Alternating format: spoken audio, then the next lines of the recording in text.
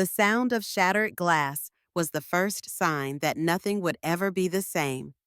A scream sliced through the elegant silence of a sprawling mansion where polished marble floors and crystal chandeliers now glittered menacingly, reflecting chaos instead of luxury.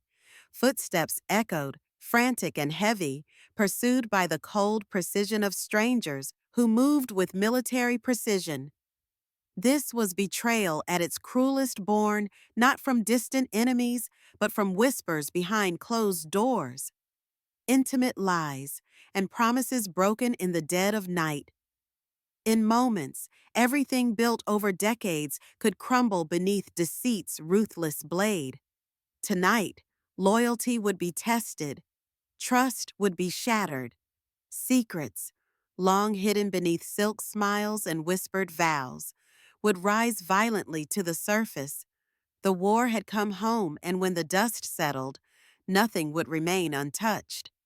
Harriet Monroe never expected the night of her 25th wedding anniversary to commence with a high-speed pursuit under the flickering glow of Phoenix's streetlights.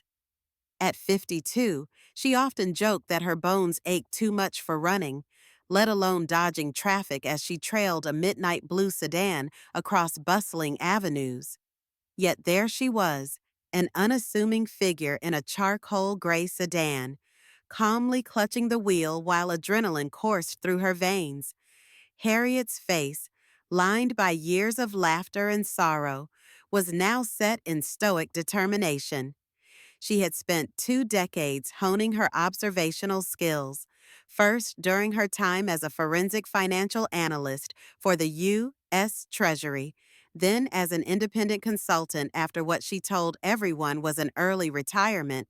In truth, Harriet had never truly retired from serving her country. She'd simply gone deeper underground, making her supposed departure from government service the perfect cover. Guess what?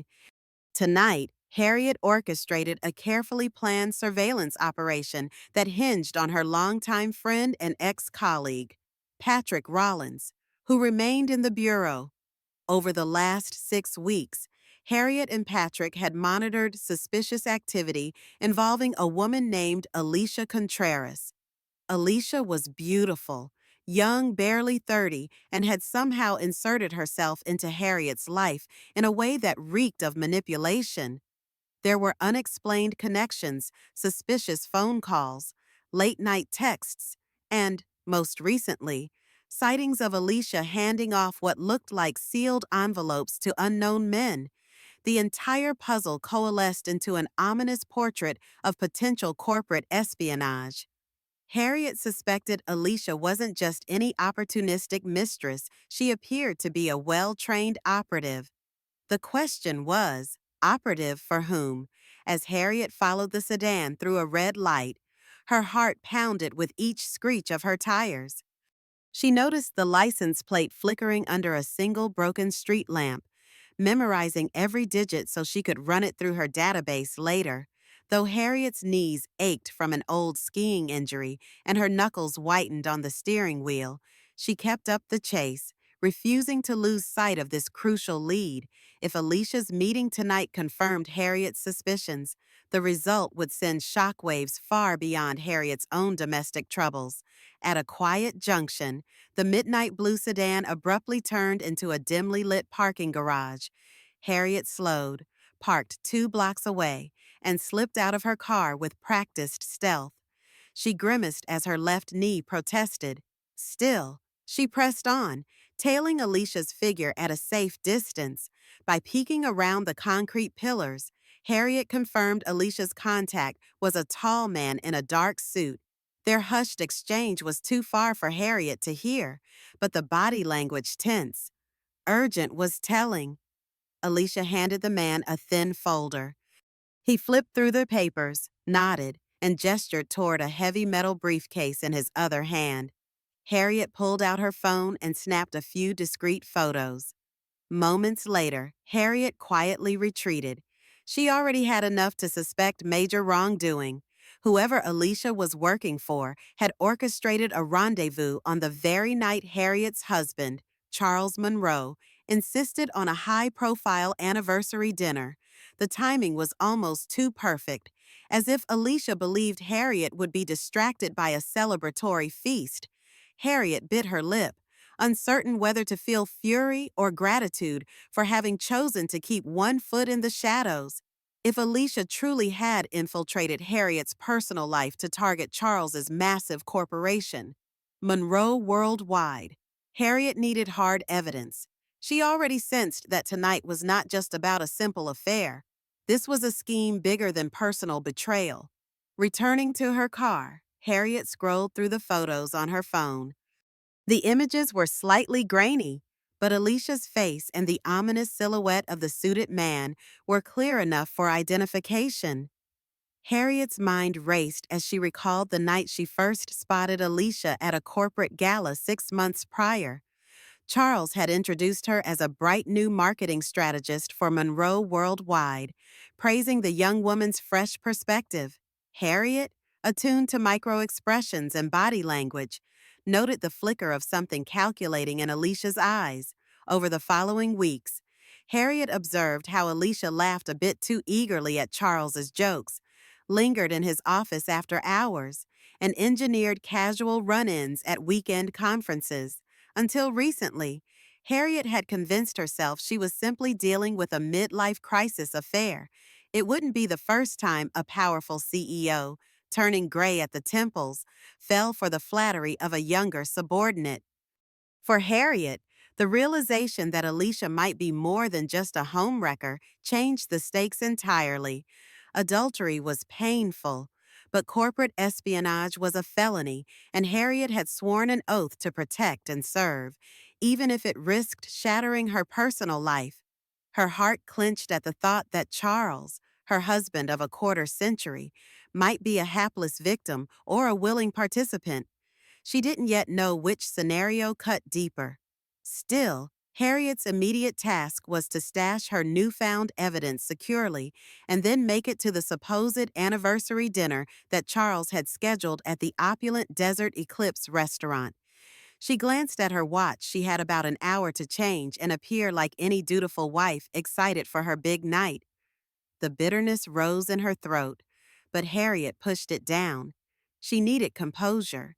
She needed every shred of her investigative acumen for what was shaping up to be an explosive confrontation.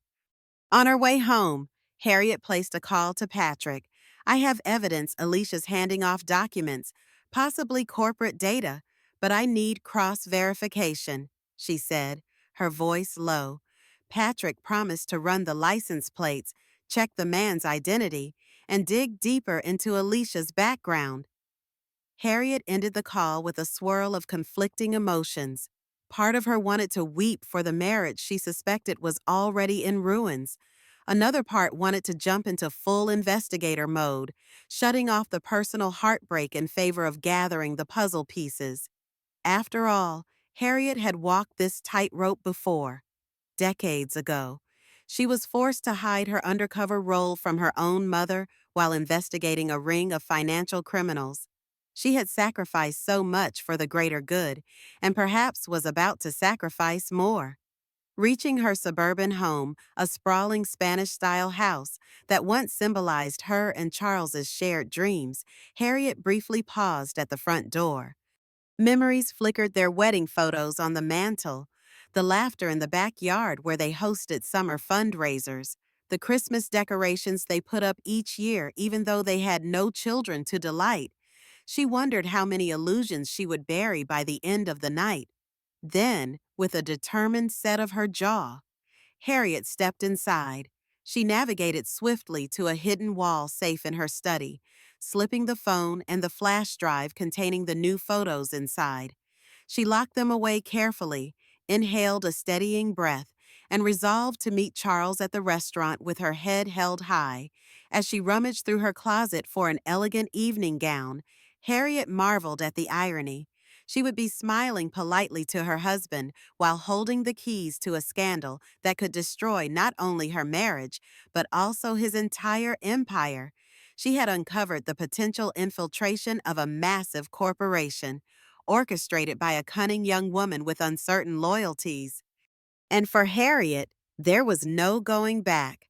The question wasn't if she would act, it was how and when. The Desert Eclipse restaurant perched atop a gleaming skyscraper in the heart of downtown Phoenix.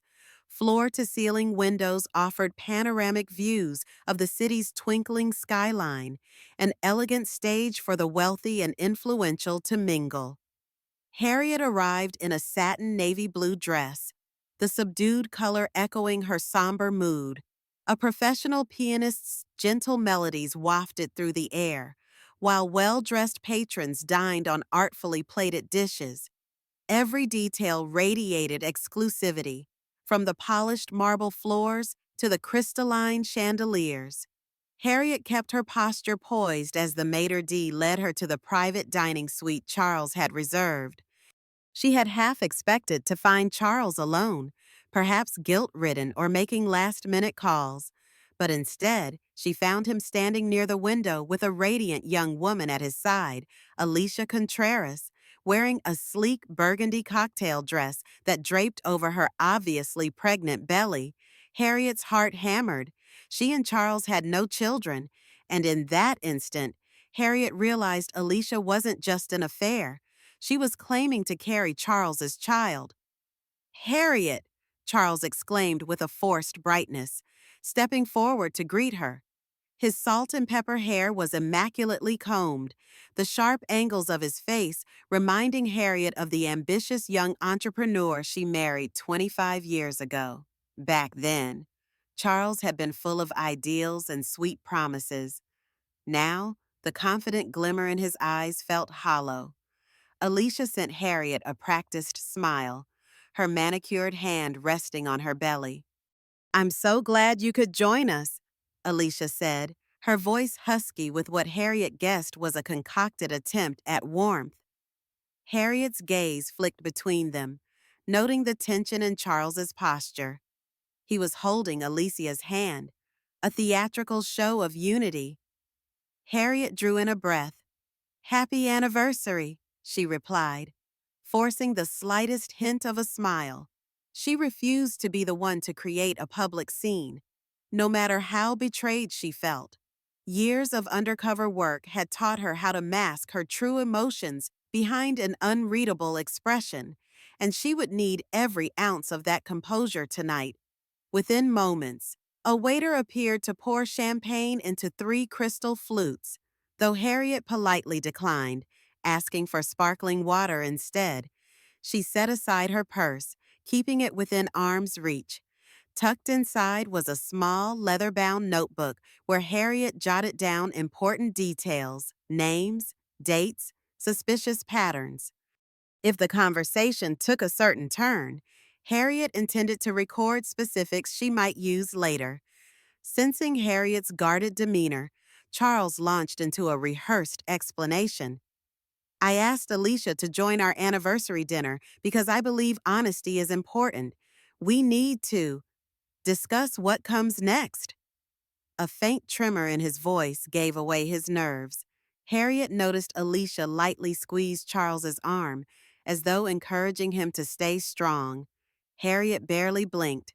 "What comes next?" she echoed, striving to keep a neutral tone. Beneath the table, her knuckles clenched. Rage simmered at the surface of her carefully maintained facade. But Harriet recognized the moment called for patience. She needed to let Charles and Alicia reveal themselves. Alicia cleared her throat, darting a glance at Harriet. "I know this is sudden, but Charles and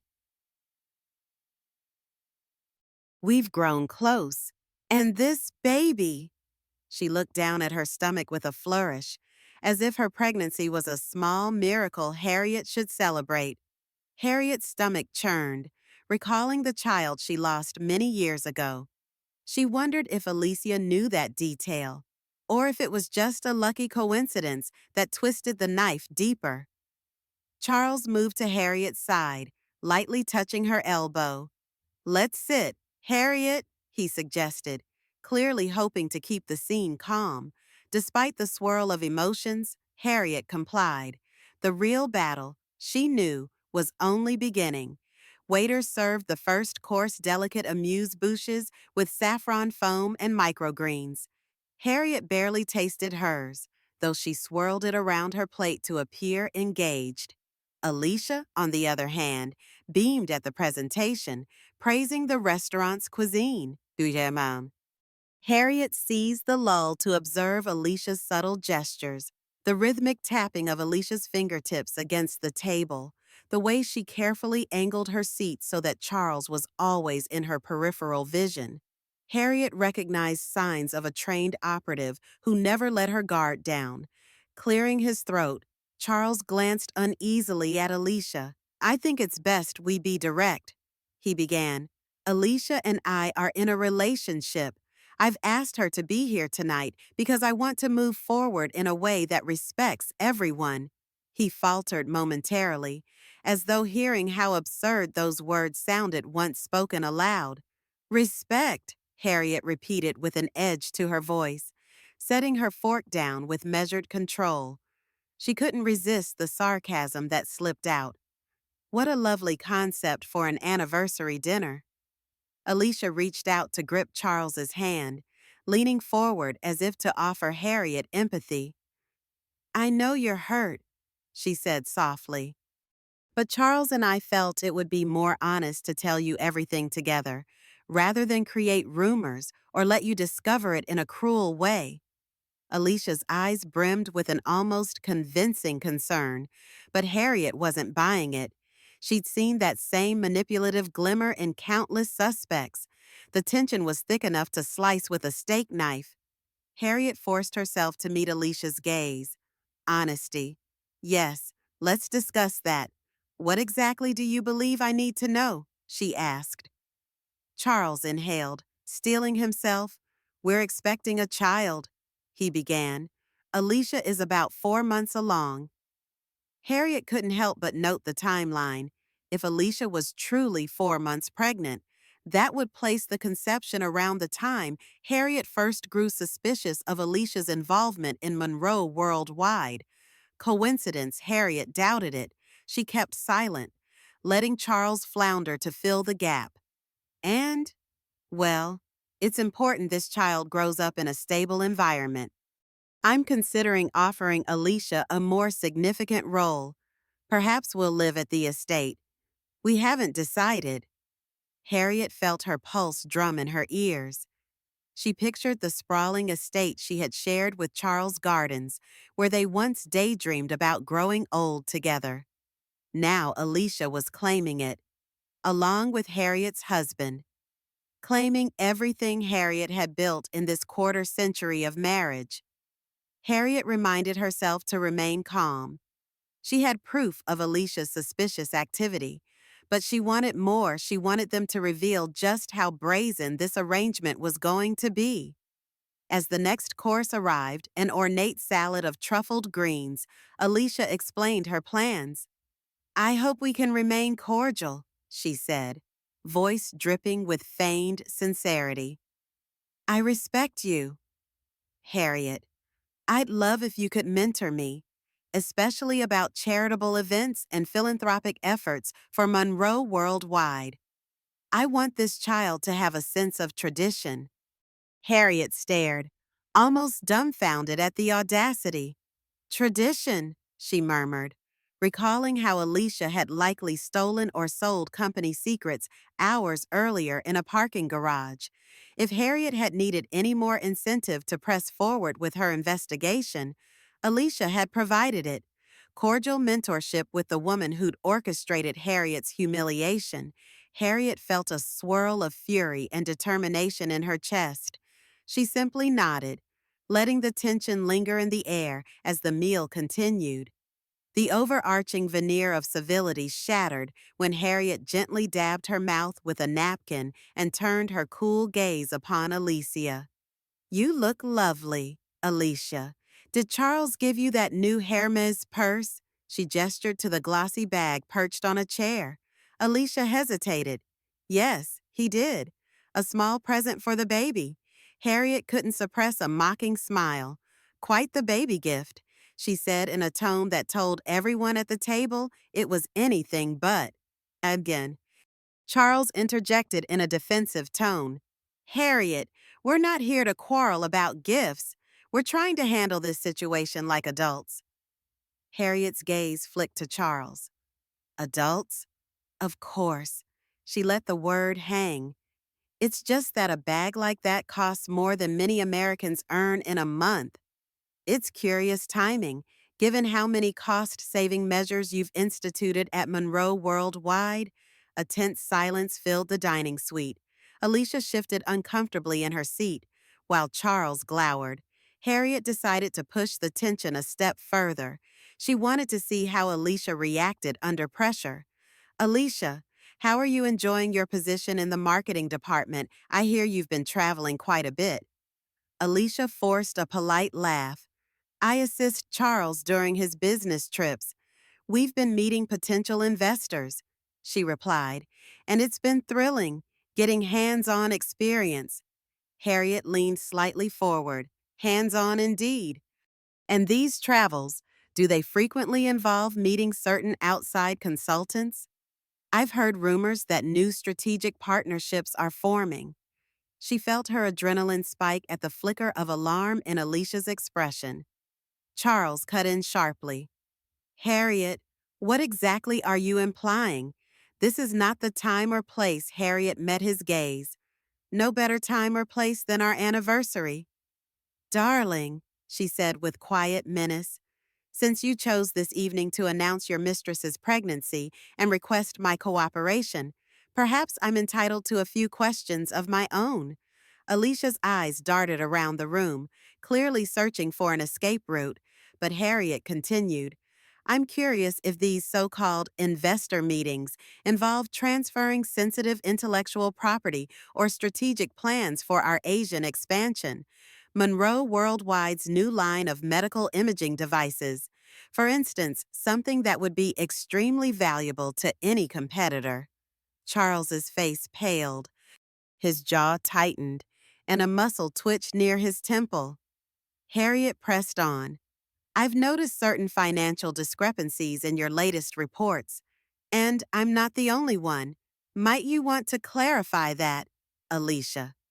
Alicia sat rigid, lips parted in what might have been an angry retort, but she said nothing. Harriet knew she was dangerously close to inciting a blow-up. Yet that was exactly what she wanted. She needed them to slip, to reveal the full extent of their deception. Finally, Charles snapped, Stop it, Harriet. This is exactly why I didn't want to do this privately. You always turn everything into a witch hunt. Harriet slid her chair back with deliberate calm, ignoring the stares of nearby waitstaff. A witch hunt is only frightening to those who have something to hide, she said, letting her gaze linger on Alicia's pregnant belly. The tension escalated, the meal now a backdrop for a confrontation that threatened to unravel every secret they were clinging to. Servers appeared to replace plates and refill glasses, a routine gesture that now felt absurd in the face of Harriet's interrogation. To anyone observing from afar, the trio might have looked like a slightly tense family out for a celebratory dinner, yet the entire energy around the table crackled with unspoken accusations. Harriet could practically feel Alicia's pulse from across the table as the younger woman struggled to maintain composure. Alicia forced a tight smile at the waiter, then whispered to Charles, Maybe we should ask for a more private room. But Harriet picked up on it. Private, I think not, she interjected in a calm but firm voice. Charles, you insisted on this public setting so we could be mature. Let's continue to do so. I haven't caused a scene, have I? She pinned her gaze on Alicia again. Tell me, Alicia, how does it feel balancing your new marketing role with the baby on the way? You must be exhausted. Alicia swallowed hard. It's challenging. She managed. But Charles has been supportive. Harriet's mind flashed back to the hours Alicia spent in that parking garage, handing off documents. If she could prove Alicia's involvement in industrial espionage, Harriet could end this entire fiasco. But for Harriet, that would be only one layer of the truth. Another layer was Charles's betrayal, which felt all the more painful if he truly believed that child was his. At that moment, Harriet's phone vibrated subtly in her clutch. She glanced at the screen, a short message from Patrick. License plate belongs to Shell Corp. Paper trail leads to Redwood Holdings' unknown owners. We'll dig deeper. Harriet quietly slipped the phone back. Another piece of the puzzle. She mused that Redwood Holdings might be connected to a competitor. Monroe Worldwide had at least two major rivals who'd be delighted to sabotage Charles's expansions. Harriet's mind churned, sifting scenarios. Charles, likely sensing Harriet's distraction, cleared his throat. Harriet, I asked you here because I want to. He paused, face contorted in frustration. Because I want a clean break. There, I said it. His voice trembled slightly. I love Alicia. This child is our future, and I'd like us to handle our separation like adults. The legal team has a preliminary settlement. I think you'll find it fair. The words hung in the air, monstrous in their finality. Harriet's eyes narrowed. A clean break. After 25 years, she couldn't keep the steel out of her voice. You expect me to just sign papers and vanish? You think that will keep everything quiet? She had to stop herself from directly mentioning the espionage. Part of her wanted Alicia to remain off guard, believing Harriet was only a scorned wife. Let them think Harriet's blind rage was purely personal. It would make her next move all the more devastating. Alicia's face flickered with a triumphant sheen. We're willing to ensure you're comfortable, she offered, as though Harriet were a pensioner offered a retirement package. Harriet's fury spiked. She recalled the small black briefcase Alicia had received earlier that evening. Comfortable indeed. The hush around the table was a loaded gun, ready to fire. Harriet recognized that the next words would shape the course of her plan. She glanced at her phone once more, yearning for an update from Patrick that might confirm Alicia's direct link to a known criminal entity. Patience, Harriet reminded herself. You've waited months. You can wait a few more minutes. Harriet inhaled deeply, as though forcing the tension from her lungs, and let her eyes wander across the lavish decor. If Charles had hoped the grandeur would soften the blow, he was mistaken. Instead, the swanky setting made his betrayal feel even more theatrical. She finally addressed Alicia in an even tone. Have you met Charles's father, Howard Monroe? He's retired now, but he was quite proud of the family business. Alicia offered a carefully measured nod. A brief introduction, she said. He seemed, well, a bit old-fashioned. Maybe. Harriet allowed a slight twitch of amusement to graze her lips. Old-fashioned. Yes, Howard believed in honor, loyalty, and thorough background checks. Funny enough, he taught me how to run those checks myself. Harriet's gaze lingered, letting Alicia wonder if Harriet had already uncovered something about her identity. Anxious to steer the conversation away from uncertain territory, Charles said in a forced brightness, Father's health is delicate. Harriet, I'd rather not drag him into tonight's discussion. He's gone through enough stress. Harriet faced her husband, her calm smile betraying none of her roiling anger. Indeed, we wouldn't want to stress dear Howard. I assume you've told him about the new baby on the way? Charles stiffened. Not yet. I wanted to finalize details with you first. Harriet's eyebrows lifted. Of course, formalities. Two waiters arrived with the main course prime filet mignon for Charles, seared ahi tuna for Harriet, and a special grilled chicken dish for Alicia. Harriet took a single bite, but everything tasted of ash. Her appetite had vanished the moment she saw Alicia's pregnant belly. She cast a glance at the couple across from her, remembering the time she once imagined having children of her own with Charles. That dream had ended after a tragic accident left her unable to conceive. Now she realized how thoroughly her heartbreak had festered, only to be torn open in a single evening. Charles tried to eat but ended up poking at his steak. Alicia, however, made a valiant show of enjoying her meal, perhaps hoping to seem untroubled. Harriet seized the lull to shift her strategy. She leaned forward, addressing Alicia again. Tell me, do you keep a place in the city, or have you already moved into the Monroe estate? Alicia swallowed hard. I still have my apartment, she answered, a hint of caution creeping into her tone. Harriet nodded. Ah, so the estate is your next step. Once I'm out of the picture, Charles glanced up sharply, as if to protest Harriet's bluntness.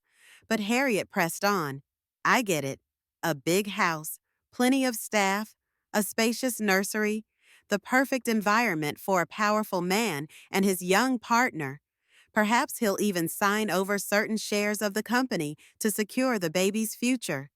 The question hung, weighted with insinuation. Harriet wanted them to confirm or deny. If Alicia had designs on company shares, it further indicated she was working for someone else's benefit. Alicia forced a dismissive laugh. We haven't discussed anything like that. I'm just taking it day by day.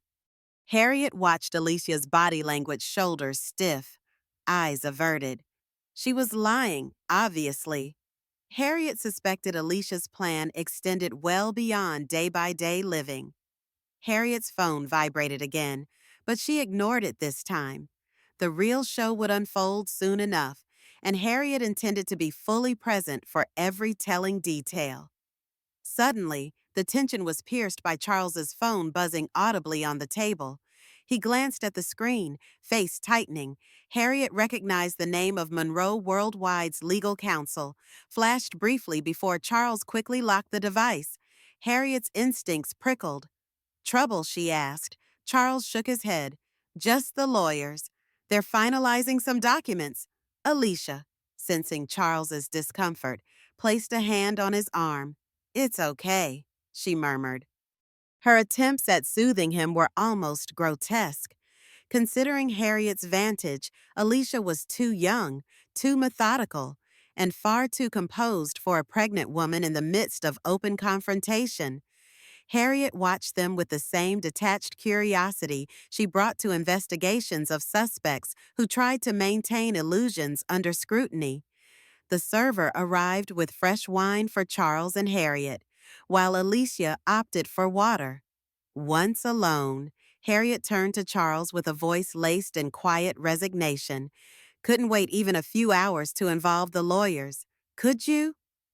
Charles exhaled deeply, real anguish flickering in his eyes for the first time. I just want to avoid a messy battle, he said. I thought you'd appreciate that. Harriet allowed herself a moment's pause. She recalled the early years of their marriage, when Charles was a visionary in the technology sector, brimming with optimism. They had built a fortune together. She handled the behind-the-scenes contracts, government compliance, and occasionally used her connections to quell emerging legal issues. Harriet had believed in his dream. Now, that dream was unraveling before her, replaced by the glint of Alicia's curated nails and the promise of a child Harriet could never give Charles. Alicia's voice cut into Harriet's thoughts. We really do want the best for you. Harriet, Charles has asked the legal team to provide a generous arrangement. I know it might seem insulting right now, but we value everything you contributed. Harriet's lips curved into a grim smile. You value it so much. You'd like me out of the way? Alicia flushed. No, that's not I mean, we respect. You should be careful using the word we so frequently. Harriet interrupted, letting a trace of steel slip into her voice. Considering how new you are to this family and company, you might be overstepping. Alicia blinked, her faux composure rattled. Harriet sensed the cracks forming. Charles pinched the bridge of his nose, frustration radiating off him. We're going in circles. Let's just get through dinner without further sniping. Harriet placed her napkin on the table. All right, she said, her voice icily polite. Let's talk about something else. How about that Redwood Holdings? I heard rumors they're trying to edge out Monroe worldwide in the next quarter. Alicia, do you have any insight into that? The abrupt question made Alicia's eyes widen slightly, her reaction unguarded. Charles scowled. Redwood Holdings is none of our concern. They're a minor player. Harriet shrugged. Perhaps. Yet I noticed on the news, Redwood's been quietly buying large swaths of tech patents. She sipped her wine. I suspect your father would want you to keep a close watch. Her real mission was to keep them off balance, to see if Alicia slipped up about Redwood or any rival entity. Harriet had discovered Redwood might be Alicia's contact, but she needed a direct admission or reaction. A low hum of conversation from neighboring tables provided a dissonant soundtrack to the drama unfolding in the private suite. Harriet eyed Alicia's pregnant silhouette once more. Something about the timeline of Alicia's pregnancy niggled at her. She forced herself to consider the possibility that Alicia's unborn child might not even be Charles's. Harriet's old investigative approach taught her that anything suspicious was rarely a coincidence.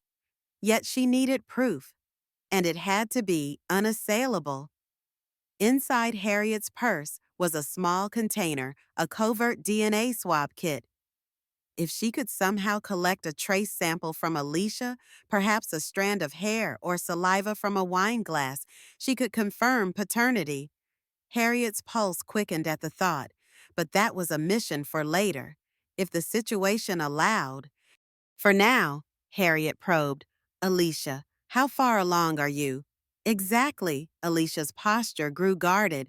4 months, she repeated, her voice steady, but her eyes flicking away. Really? So you conceived around late winter? Harriet continued, carefully. Alicia pressed her lips. Yes, around that time, if you must know. Harriet nodded, storing the detail away. She recalled that Charles had been traveling extensively in Europe during late winter, forging deals.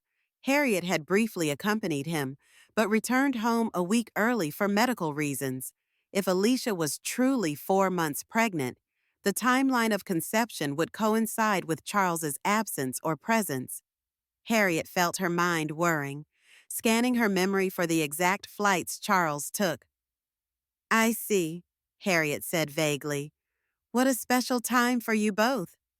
Alicia shifted in her seat, crossing her arms over her stomach in an instinctively protective gesture. Harriet recognized the unspoken tension.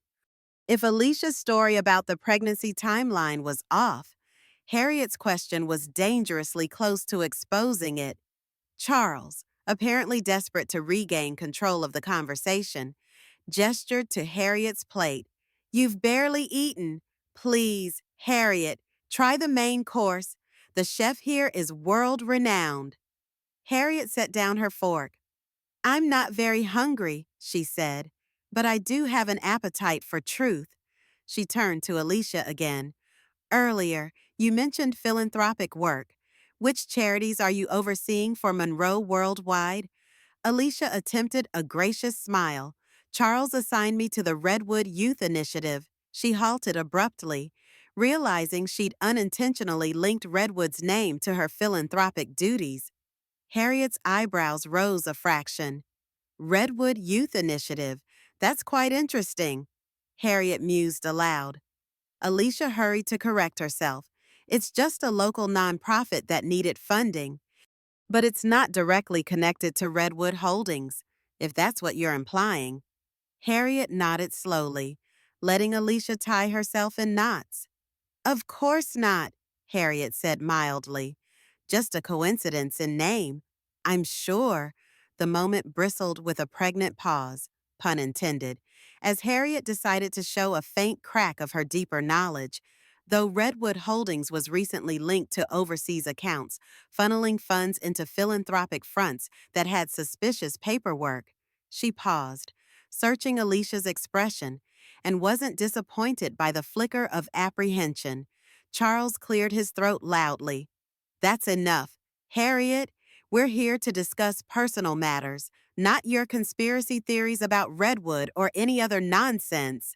Harriet glanced at him, her eyes cold. Personal matters. Let's see you're divorcing me, impregnating a woman who might be funneling your intellectual property to unknown entities. And you expect me to quietly sign settlement papers while you prattle on about fairness? Alicia shifted uncomfortably. Charles's stare was grim, but Harriet felt a surge of fortitude.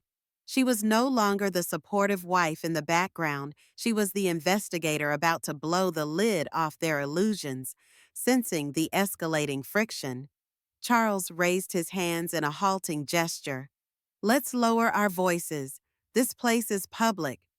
Harriet couldn't help a mirthless chuckle. You chose the public setting. Charles, don't blame me for your discomfort.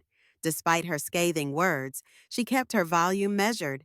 The last thing she wanted was a scene that might prompt restaurant staff to intervene, or, worse, alert Alicia's possible collaborators to Harriet's suspicion.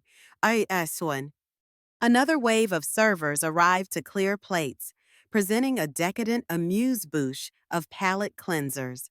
Harriet took the opportunity to slip her phone from her purse and tap out a quick text to Patrick. Any update Redwood potential competitor involvement confirmed. Then she tucked the device away again, heart pounding. She knew the final piece of the puzzle was close at hand.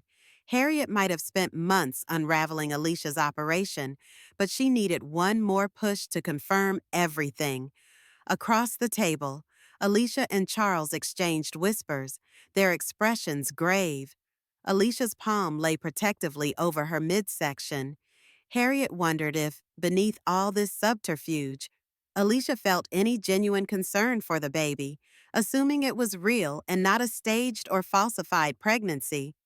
Harriet considered the darkest scenarios: Alicia faking a pregnancy for leverage or using a pregnancy fathered by someone else entirely. Such stunts were not unheard of in the murky world of corporate espionage. Charles broke the silence with a sigh. Harriet, I didn't want it to come to this. I truly believed we had grown apart. I'm sorry for the pain I'm causing. His words rang hollow, especially set against the expensive cut of his tailored suit and Alicia's extravagant attire. Harriet swallowed the acrid taste of betrayal. It's a bit late for remorse, Charles, she replied, voice quivering only slightly. You've already made your decisions. Alicia laid a gentle hand on Harriet's forearm. I do respect you, and I hope one day you can see that Charles and I. Harriet yanked her arm away, a spark of anger in her eyes. Don't, just don't. The swirl of resentment, heartbreak, and determination threatened to overwhelm her. Harriet was ready to open her purse, whip out the evidence, and unleash the reality of Alicia's covert handoff earlier that night, but she held back. She needed confirmation that Alicia was indeed the point woman for Redwood Holdings or for some other malicious entity. Without that tie, Harriet risked giving them a chance to cover their tracks. Just then, her phone buzzed. Harriet discreetly glanced down. A text from Patrick: Redwood Holdings, Eagles Front for Rosentech.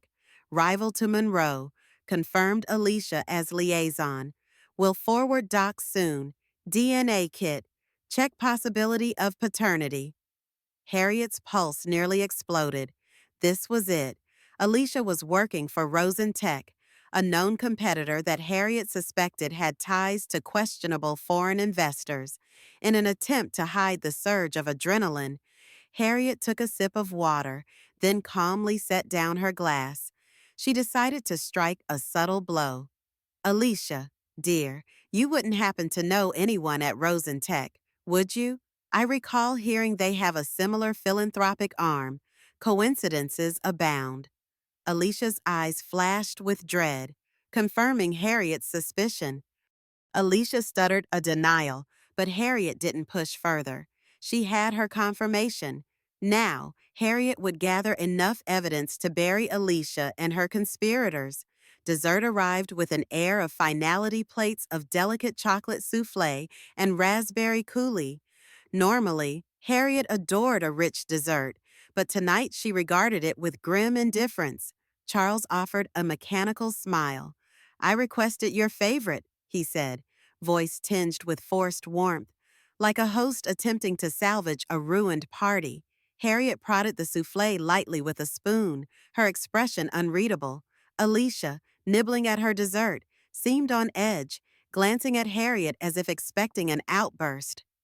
Harriet let silence work for her. She wanted Alicia to squirm. Meanwhile, Harriet mused on her next steps. She considered the DNA kit in her purse, the confrontation that hovered in the back of her mind, and the official capacity she still secretly maintained with select government agencies. Harriet might have ended her formal role years ago, but she had never fully relinquished her authority or her contacts. This dinner might look like a personal meltdown, but in truth, Harriet was staging a trap. Halfway through dessert, Harriet leaned forward and said in a subdued tone, "I propose we shift our discussion. If I'm to give you both any kind of formal blessing, or at least refrain from making this divorce public in an ugly way, I need one reassurance." She paused, looking pointedly at Alicia. "I want to confirm paternity of this child.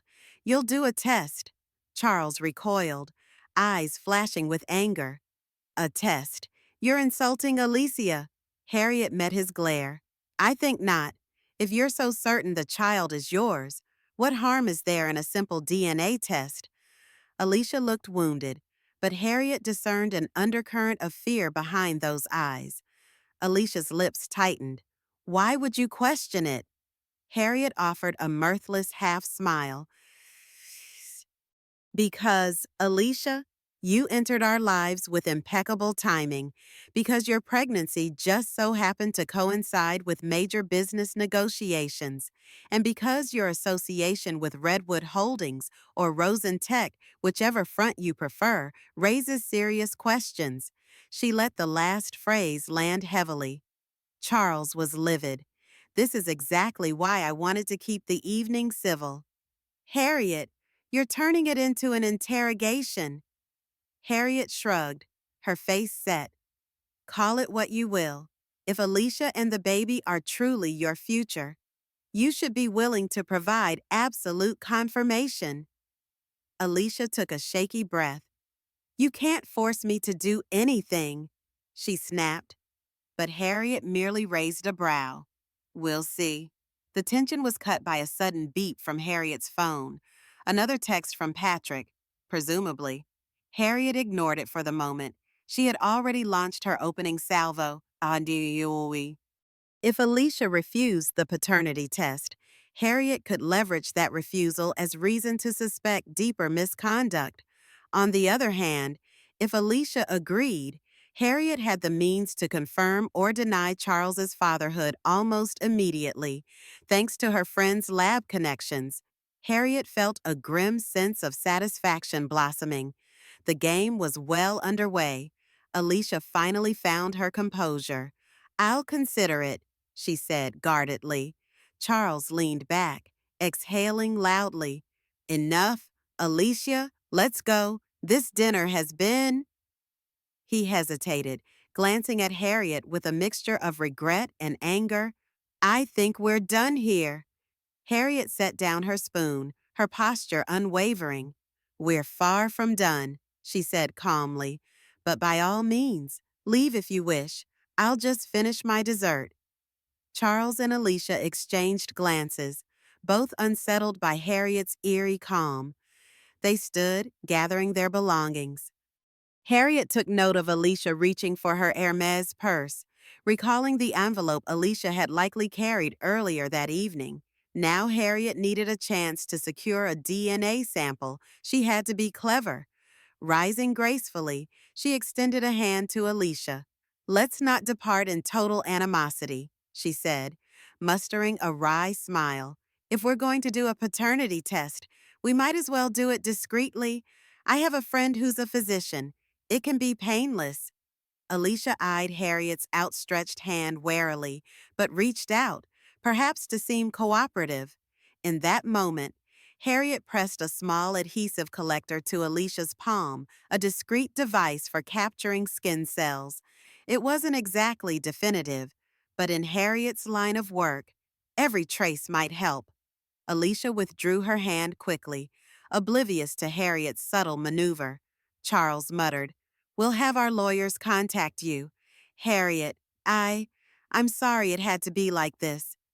Harriet studied his face for any sign of the man she once adored, the man who used to dream of building a legacy together. She found only a stranger's guilt. "So am I," she murmured, stepping aside to let them pass. When they exited the private suite, Harriet dropped the adhesive collector into a small protective sleeve. She'd send it to Patrick first thing in the morning, see if it yielded anything workable. For a moment, Harriet contemplated going after them, cornering Alicia about Redwood Holdings. But no, this was enough for one evening. Harriet needed to plan her next move meticulously. She sank back into her chair, letting out a ragged exhale. The swirl of betrayal, relief, and adrenaline left her shaking. She waved off the waiter's concerned inquiry, asked for the bill, and quietly settled it before departing. Harriet glanced at the dessert plate and realized she had barely touched the souffle. The anniversary that should have been a celebration had become a battlefield. Slipping the protective sleeve into her purse, Harriet felt a surge of grim resolution. This was only the opening salvo. Next, Harriet would gather all the evidence: financial statements, recorded calls, phone logs of Alicia's suspicious activities, and present them to the right authorities. Harriet gave a final once-over to the now empty table, ensuring she hadn't dropped any incriminating notes. She returned her napkin to the table, then left the restaurant with the same calm stride she'd used entering it. Outside, Phoenix's city lights glowed like a mirage. She spotted Charles and Alicia stepping into a chauffeured sedan. As they pulled away, Harriet imagined the conversation happening within that car. Charles would be rattled, Alicia furious. Good, let them stew. Harriet had no intention of playing the meek, discarded wife. Not when national security, if Rosentech's rumored foreign backers were involved, might be at stake. By the time Harriet arrived home, it was close to midnight. She headed directly to her private study, a place Charles rarely bothered entering, especially after Harriet's supposed retirement. Shelves lined the walls, stacked with volumes on financial forensics and law enforcement procedures. In the center sat Harriet's old oak desk, where she stored locked files of high-profile cases she had once cracked. Tonight, Harriet had a new file to compile. She placed the protective sleeve containing Alicia's skin cell sample in a small evidence bag, labeling it with the date and time. Harriet then opened her laptop, encrypting a connection to the secure server she shared with Patrick.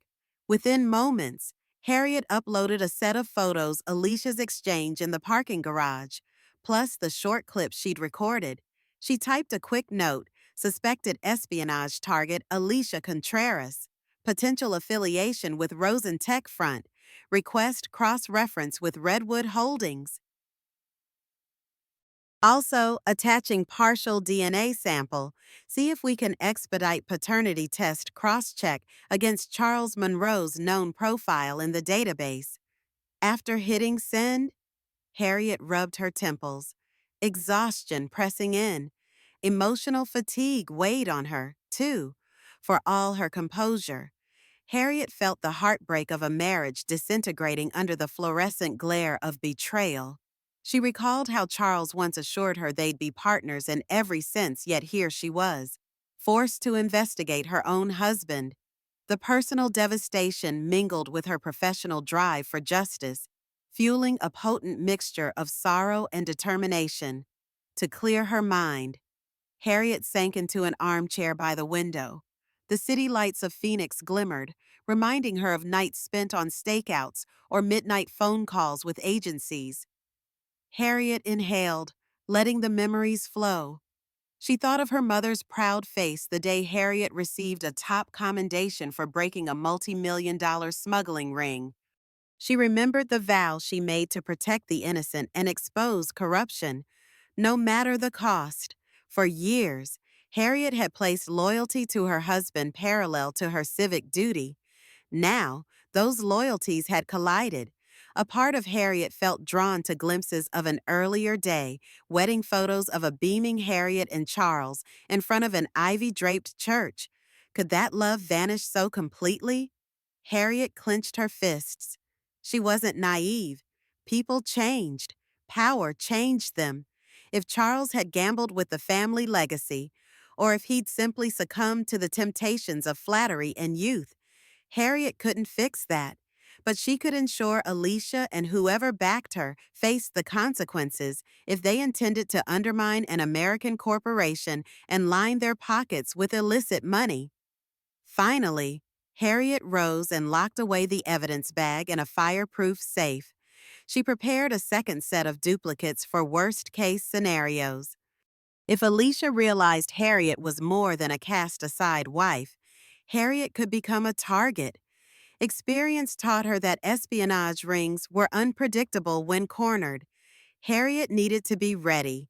Looking at her reflection in the glass, Harriet hardly recognized the woman staring back, a woman forced to resurrect every investigative skill she'd once used to protect the nation. The difference now was that her personal life lay in ruins. She whispered to the silence, "No matter what, I'll see this through." Harriet's restless night segued into a dawn filled with tension. She rose early, black coffee in hand, scanning news outlets for any hints that Rosentech or Redwood Holdings was making a move. Then her phone chimed Patrick. She answered quickly. "Morning," she said, her voice tight. Patrick launched into the results. "We got a partial match on Alicia's sample. Preliminary indicators suggest the fetus, if real, isn't likely Charles's. We'd need amniotic fluid or a more direct sample for definitive results, but this is leaning strongly away from him as the father." Harriet's stomach clenched. She had suspected it, but hearing the near confirmation rocked her. "So Alicia is playing him," Harriet surmised, swirling her coffee. "It appears so," Patrick replied. "We also traced Redwood Holdings back to a chain of shell companies tied to Rosentech. Alicia's name pops up in a half-dozen related accounts." Harriet let out a breath. This confirmed Alicia was indeed funneling corporate secrets. "What about the man she met in the parking garage?" she asked. Patrick paused. "He's a courier, contracted by Rosentech for hush-hush deals. Real name Manuel Escano, previously flagged for suspicious cross-border transfers. Harriet, you've got enough here to bury Alicia and possibly implicate Rosentech in espionage if we can prove cross-national involvement. And despite the weight of the revelation, Harriet felt a sense of grim elation. She had a solid lead, evidence to connect Alicia to a competitor's sabotage plan. If Harriet could leverage it, she might not only expose Alicia's ruse, but also protect Monroe worldwide from infiltration. Then a pang of bitterness struck her. Why was she still protecting the company? It belonged to the man who betrayed her. Yet Harriet realized it was more about protecting employees, shareholders, and the principle of justice. She wasn't about to let thieves dismantle a business that provided livelihoods for thousands, nor let them weaponize national markets. Harriet arranged to meet Patrick for lunch. Before leaving, she received a text from Charles. "We need to talk. Meet me at the estate. 7 p.m. She stared at the screen, debating. The estate was her marital home, but it no longer felt like her sanctuary. Maybe Charles wanted to finalize divorce terms, or perhaps he sensed Harriet's suspicion. Harriet felt no inclination to acquiesce, but she typed a curt reply, 7 p.m. Fine. Though Harriet's hands trembled, she harnessed her composure. Packing a slim laptop bag, she drove downtown for her meeting with Patrick. They met in a quiet cafe, well away from government offices, to minimize the chance of being seen together. Over black bean soup, Patrick slid an envelope across the table. Inside was a summary of Redwood Holdings' key transactions, including suspicious overseas deals that coincided with Alicia's known movements. This is big, Patrick said in a low voice. Rosentech might have foreign backers with questionable motives. Tech theft, data leaks, who knows? Alicia's infiltration of Monroe worldwide could be part of a grander scheme. Harriet nodded. She rechecked the documents, noting that the espionage spanned multiple industries, not just medical imaging. We have to be sure, Harriet said. If Alicia suspects we're onto her, she'll vanish. But I need something more undeniable, a direct link to her superiors. I suspect she has a burner phone or hidden files. Patrick nodded. You might get them if you're careful. Harriet's mind was already churning. Tonight, if she met Charles at the estate, Alicia might be there. Harriet could exploit that encounter to corner Alicia or retrieve more evidence. The idea of stepping back into her own home as a stranger, though, filled Harriet with equal parts dread and resolve. That evening, Harriet arrived at the Monroe estate precisely at 7 p.m., her heart pounding as she pulled up the winding driveway lined with rose bushes she had once lovingly tended. The Mediterranean-style mansion gleamed under floodlights, a monument to the wealth she and Charles built together. Harriet parked near the front steps, noticing Alicia's sleek sports car already present. So Alicia was here, as Harriet anticipated. Perfect. Inside, Harriet found Charles waiting in the foyer, wearing a somber expression. Polished marble floors shone under a grand chandelier. On the walls hung portraits of Charles's ancestors, monuments to family pride and continuity. Harriet felt a twist of irony, imagining what those forebears would think of tonight's fiasco. Charles beckoned Harriet into his study, a large room dominated by mahogany shelves and glass cabinets. Alicia was seated in an armchair, her posture guarded, arms crossed over her pregnant belly. Harriet entered, shoulders squared. You wanted to talk, she said. Charles nodded, gesturing for her to sit. Harriet declined, choosing to stand, a subtle power move. I don't want to drag this out, Charles began, rubbing the back of his neck. We both know the marriage is over, but I'd like to do this with some dignity. Harriet wondered if dignity was code for secrecy. She decided to remain silent, letting him speak. I have the preliminary settlement here. He tapped a folder on the desk.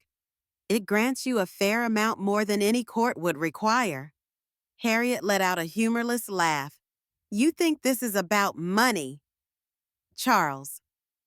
After 25 years, Alicia stirred, looking uncomfortable. Charles pressed on. It's not just money. I included a non-disclosure clause. I don't want a scandal. Harriet. And you're entitled to. Harriet cut him off. Voice cold. Don't talk to me about entitlement. What about Alicia? Is she part of these non-disclosure terms? Alicia squared her shoulders.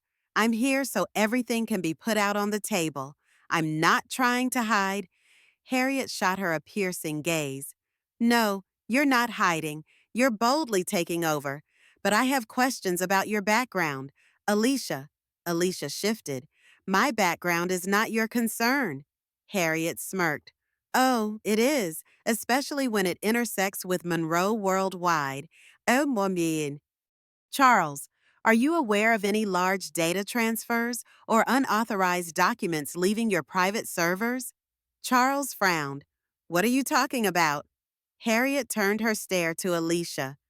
Maybe Alicia can answer. Alicia forced a derisive laugh. You're paranoid.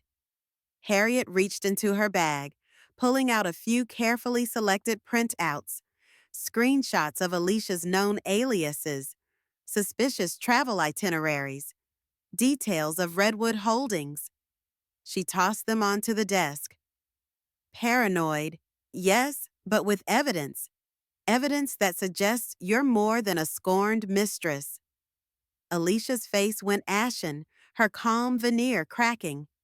Charles glanced at the documents, confusion morphing into alarm. What is this, Harriet? Where did you get these? Harriet ignored him, pressing forward. Alicia, let's be direct. Who is the father of your child? Because preliminary results show it's not Charles. The color drained from Alicia's cheeks. She stammered a denial. Charles stood abruptly, voice tremoring with shock. Not my child. That's impossible. Harriet held Alicia's gaze.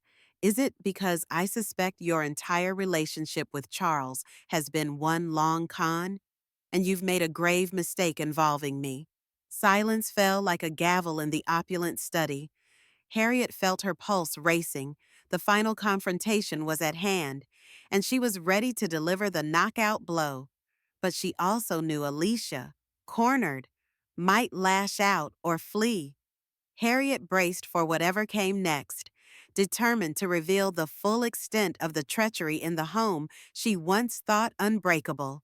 A trembling stillness gripped the study, as though the house itself held its breath.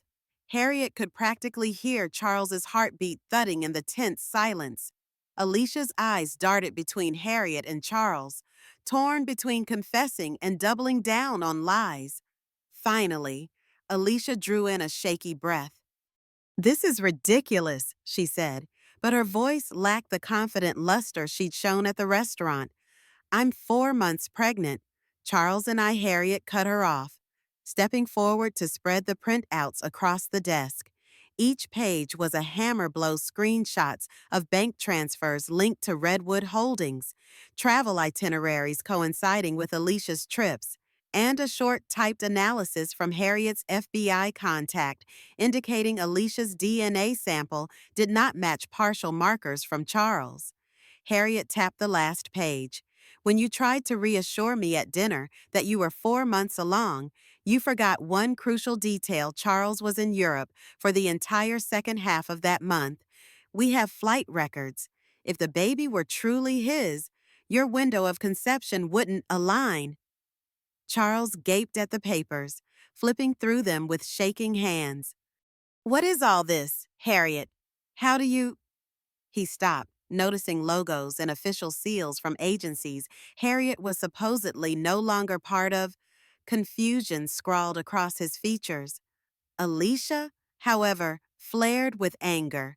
You violated my privacy, she snarled, slamming her palm down on the desk. This is an invasion of espionage and fraud are the real violations, Harriet replied icily. Arms crossed. You've been siphoning data from Monroe Worldwide for months. You faked a romantic affair for leverage. You orchestrated this pregnancy, whether it's real or staged, to manipulate Charles, and you likely planned to disappear once you had everything you needed. Turning to Charles, Harriet added, the question is, how deeply were you involved? Knowingly or otherwise, Charles's gaze snapped to Harriet, face contorted with shock. Involved. Are you implying I helped her steal from my own company? Harriet shrugged, her expression unreadable. I assume. You let her waltz into board meetings, gave her free rein with confidential files, and never questioned her strange behavior. At best, you were a fool. At worst, you were complicit. Alicia seized the moment to pivot. Charles, she's lying. She's twisting dates and forging documents to turn you against me. She reached for Charles's arm, but he pulled away, reeling. Stop, he whispered. Charles's mind clearly raced through the possibilities. Could Harriet have fabricated all this out of jealousy? But Harriet had stacked the desk with official documents. and the timeline was undeniable. The color drained from his face as realization dawned that Harriet was probably telling the truth. In the corner of the study stood a heavy fireplace poker resting on a rack. Harriet's eyes flicked to it instinctively, remembering the ways a cornered suspect might lash out. Alicia, unmasked, could do something desperate. Harriet had seen criminals attempt everything from faked fainting to outright violence. She made sure to position herself between Alicia and the exit, wanting to keep the younger woman in her sight. At last, Charles crumpled into the desk chair, burying his face in his hands. God, Alicia, please, tell me you didn't do this. Tell me Harriet is wrong. Alicia opened her mouth, but no words came. Her silence spoke volumes. Harriet's heart twisted at Charles's genuine pain. For all his betrayal, he was still a human being discovering that the child he'd staked his future on might be a lie. Finally, Alicia spat. Fine, you want the truth. Congratulations, Harriet, your meddling destroyed everything. Alicia lurched forward, eyes blazing. She snatched up one of the printouts, crumpling it in a trembling fist. You're so proud of yourself, Harriet, she said in a venomous tone. Such a righteous crusader. Fine, I'll show you how righteousness is rewarded. Alicia whipped out her phone, an expensive model Harriet hadn't seen her use before, and began typing furiously, as if sending an urgent text. Harriet tensed, wondering if Alicia was signaling an accomplice. The house's isolation made it a perfect staging ground if Alicia had backup outside. Charles, still reeling, demanded, "Who are you texting, Alicia? I need answers." Alicia didn't reply. Her fingers flew over the screen, and Harriet knew she had to intervene. She lunged, snatching the phone before Alicia could lock it. Ignoring Alicia's outraged shriek, Harriet wrenched it away, stepping back. The adrenaline spike coursed through her, recalling younger days chasing suspects down alleyways. "No more secrets," Harriet said, voice shaking. "Let's see who you're contacting." Alicia made a desperate grab for Harriet's wrist. Harriet sidestepped, pivoting with surprising agility for a 52-year-old. Alicia stumbled forward, almost colliding with Charles, who stood abruptly to steady her. "Stop this!" Charles exclaimed. "Harriet, you can't just," Harriet shot him a cold glare. "I absolutely can. You want to salvage what's left of Monroe worldwide? Then let me see what's on this phone." Meanwhile, Alicia regained balance, her facade of submissive youth shattering. Rage twisted her features. "You have no authority here," she hissed. Harriet's lips curled in a tight smile.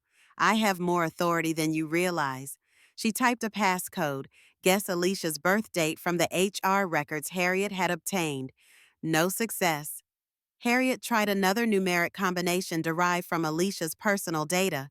At the third attempt, Harriet struck gold, and the phone unlocked. Alicia let out an anguished cry. "Don't you dare look!" Harriet's eyes flicked over text threads. There it was, a recent conversation with a contact labeled simply R. Harriet scanned the messages. They detailed shipments of data, references to upcoming drops, and instructions for Alicia to keep the pregnancy ruse going at all costs. Harriet's hand shook with righteous fury as she read the final line. "Once you secure the CEO's confidence, we can proceed with asset infiltration, payment upon completion." She turned the phone so Charles could see it. His expression contorted with horror, tears pooling in his eyes as he realized the magnitude of the betrayal. Harriet scrolled further, finding attachments that suggested Alicia was logging every strategic plan for Monroe Worldwide's expansions, plus personal data on Charles. Harriet recognized a vile pattern. Alicia's seduction was methodical, designed to trap Charles into paternal obligations so that any future lawsuit or scandal could be used as leverage. Alicia lunged for the phone again, tears streaming down her cheeks. You had no right, Harriet jerked back, her voice cracking with controlled anger. I have every right, she snapped. You targeted my husband, my home, my entire life's work. You almost succeeded, too, but you got sloppy. Harriet pivoted the phone's screen, revealing a damning text. We'll finalize the child's father's name once Harriet is out of the picture. I see him. If Charles tries to argue, we can leak the affair scandal. Harriet must not suspect. Charles stared at the words, color draining from his face. My God, he whispered, voice trembling. He sank against the desk, burying his head in his hands. Alicia, cornered, released a broken sob. Harriet watched them both, a swirl of relief and heartbreak roiling within her. A twisted part of her almost pitied Alicia, someone who had clearly been used by a larger network. But Harriet's anger won out. Alicia had willingly destroyed Harriet's marriage, used a false pregnancy, and nearly compromised a major corporation. Justice had to be served. A strained quiet followed, as if the entire house waited for Harriet's next move. Harriet kept a firm grip on Alicia's phone, stepping back toward the study door so Alicia couldn't trap her inside. Alicia's breath came in ragged bursts, hands clenched into fists. She looked wild, cornered. Harriet recognized the signs of someone about to do something drastic. Sure enough, Alicia let out a guttural sound and lunged again, this time aiming not for Harriet's wrist, but for Harriet's face. Harriet felt the blow coming an instant before it landed. She twisted sideways, Alicia's nails raking her shoulder instead. A sharp stab of pain tore through Harriet's flesh. Charles yelled, "Stop rushing forward to intervene."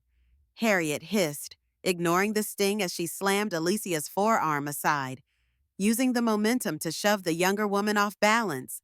Alicia stumbled, collided with the desk, and knocked over a crystal paperweight, which shattered on the floor. Charles moved to hold Alicia back, his voice trembling with shock and anger. "Are you insane?" he shouted. "Don't hurt her." Harriet shot him a furious look. "She attacked me, Alicia." Tears mixing with fury. Spat. "You don't understand what you've done." "Harriet, people who hired me, they won't let this slide." Harriet's pulse thundered. Oh. This was the confirmation she needed.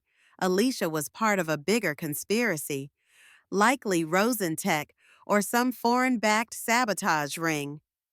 Harriet felt that old sense of moral clarity she'd found on past missions. She had to see this through, if Alicia had accomplices close by. Harriet had to secure the premises before they stormed in. She reached into her purse and retrieved a small pepper spray canister relic of her field days. "Back away," Harriet ordered Alicia, her voice firm. "You're not leaving here until we get the authorities." Charles paled. "The authorities, Harriet. We can't have a scandal." Harriet cut him off. "This is bigger than a scandal. Did you see the phone Alicia's working for your competitors? Possibly people with international ties. They orchestrated all of it, including faking the paternity. She's dangerous. Charles." Alicia's chest heaved, eyes darting to the door. "You can't keep me here," she warned. "I'll tell them you assaulted me. Amail." Harriet let out a sardonic laugh. "Go ahead. I have the phone, the text messages, the surveillance photos, and that baby. If it even exists. I'll make sure we get a legitimate medical test to see whose child it really is." Alicia's face twisted, torn between fear and feral anger. Harriet suspected Alicia might have a weapon on her. Harriet's gaze flicked to Alicia's purse, a likely place for anything from a small pistol to a knife. Sensing the potential escalation, Harriet nodded at Charles. "Grab that fireplace poker," she said quietly, "just in case." Charles hesitated, still reeling from the emotional blow, but Harriet insisted. "Charles, wake up. She's not who you think she is." Slowly, Charles retrieved the iron poker, gripping it with trembling hands.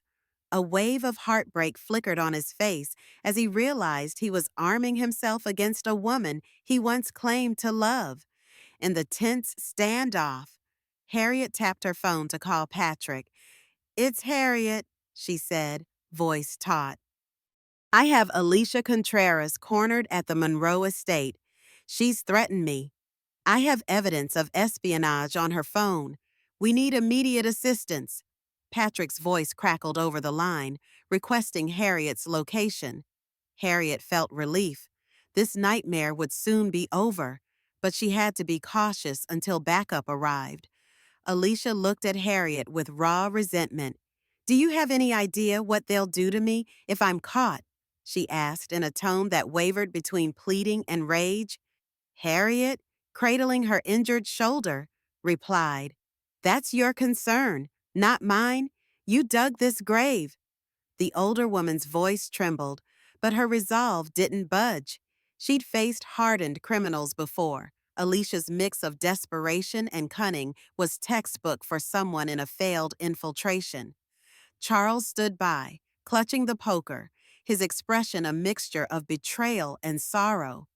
"Alicia, I loved you," he whispered, as if speaking might coax her back to the illusions he'd lived under. Alicia gave him a bitter laugh. "You loved the idea of me. You wanted someone young, someone to stroke your ego, someone to give you a child you thought Harriet couldn't. That's all I ever was." Those words struck Harriet like a punch to the gut. All the unspoken truths about her and Charles's childlessness and Charles's dissatisfaction resurfaced. Harriet's jaw clenched. "Even if that's so," she said tightly, "it doesn't justify espionage and betrayal on this scale." She took Alicia's phone again, quickly scanning more messages. Alicia had several group texts with coded references to timelines, deliverables, and sealing the deal. Harriet recognized corporate espionage jargon that lined up with the Redwood and Rosentech operations she'd been tracking. Yes, this was bigger than a simple infiltration. From outside came the crunch of tires on the estate's gravel driveway. Harriet's tension spiked. Uncertain if it was Patrick arriving with law enforcement or Alicia's accomplices. "Charles," Harriet said quietly, "look outside. Tell me if it's local authorities." Charles stepped over to the study's window, peering through a gap in the heavy drapes. "It's one car," he murmured. "Black sedan, two men getting out. They're wearing suits, not uniforms. I don't see any badges." Harriet cursed under her breath. "Alicia's backup, most likely." Harriet mentally calculated her options. She had pepper spray, but those men could be armed. She glanced at Alicia, who appeared almost relieved. Harriet guessed Alicia had signaled them earlier. Harriet typed a text to Patrick, possible hostile arrival. "Hurry." Then she focused on Alicia. "What was your plan? Have them haul you out of here before we could alert the police?" Alicia didn't answer, but Harriet recognized the flicker of triumph in her eyes.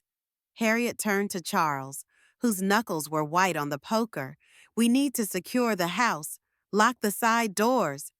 Charles nodded, jostled from his shock enough to follow Harriet's lead. She kept the phone out of Alicia's reach, her entire body taut with tension. If those men forcibly entered, Harriet and Charles would be in real danger. Charles rushed to the hallway, fumbling with the side door locks. Harriet watched Alicia carefully, anticipating a sudden dash. Instead, Alicia sank into the armchair, cradling her stomach. "You don't want them to break in here," Alicia warned in a shaky voice. "They're not your run-of-the-mill security. They'll do whatever it takes." Harriet refused to be intimidated. "So will I," she replied, brandishing the pepper spray. The air in the study felt charged with impending violence. Harriet's mind churned she had to stall these men outside until official help arrived. She also considered the possibility that Alicia was bluffing, orchestrating her own rescue. Harriet pressed her phone to her ear, calling Patrick again. "I need an ETA," she said. Patrick responded swiftly. Units are en route. 5 minutes out. Hold tight. A series of loud knocks echoed through the mansion's foyer. Alicia's eyes widened. Harriet slid her phone away. Stepping into the hallway, she saw Charles, pale, standing by the locked front door as the knocking grew forceful. A muffled voice demanded, "Open up. Alicia, you in there?" Harriet nodded at Charles to remain silent. The door rattled under heavy pounding. Harriet's heart hammered, but she forced herself to remain calm. For a moment, Harriet considered letting the men in to see if she could talk them down or gather intel. But the glint in Alicia's eye convinced her that wasn't wise. Alicia's associates likely had no interest in conversation. Harriet gestured for Charles to back away from the door. He obeyed, pressing himself against the wall, still clutching the fireplace poker like a lifeline. The knocks turned into frantic banging. Alicia, a voice shouted from outside. Alarm evident. Harriet called through the locked door, voice firm. "We've called the police. You need to leave." An uneasy hush followed. Then the same voice replied, "We're here to ensure Alicia's safety. Open the door, or we'll break it down." Harriet's stomach churned. No time for negotiation. She scanned the foyer, noticing a tall cabinet that could be shoved against the door. "Charles, help me," she whispered, rushing toward it, together. They pushed the heavy furniture across the threshold, wedging it against the door to buy precious minutes. Footsteps thundered on the porch. Then Harriet heard one of the men mutter something about a side entrance.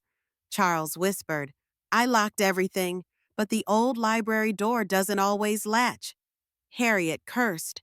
She signaled him to follow, and they dashed through the corridor. Hearts pounding. Alicia remained in the study, but Harriet knew they couldn't let those men slip in behind them. They reached the library just as the doorknob jiggled violently.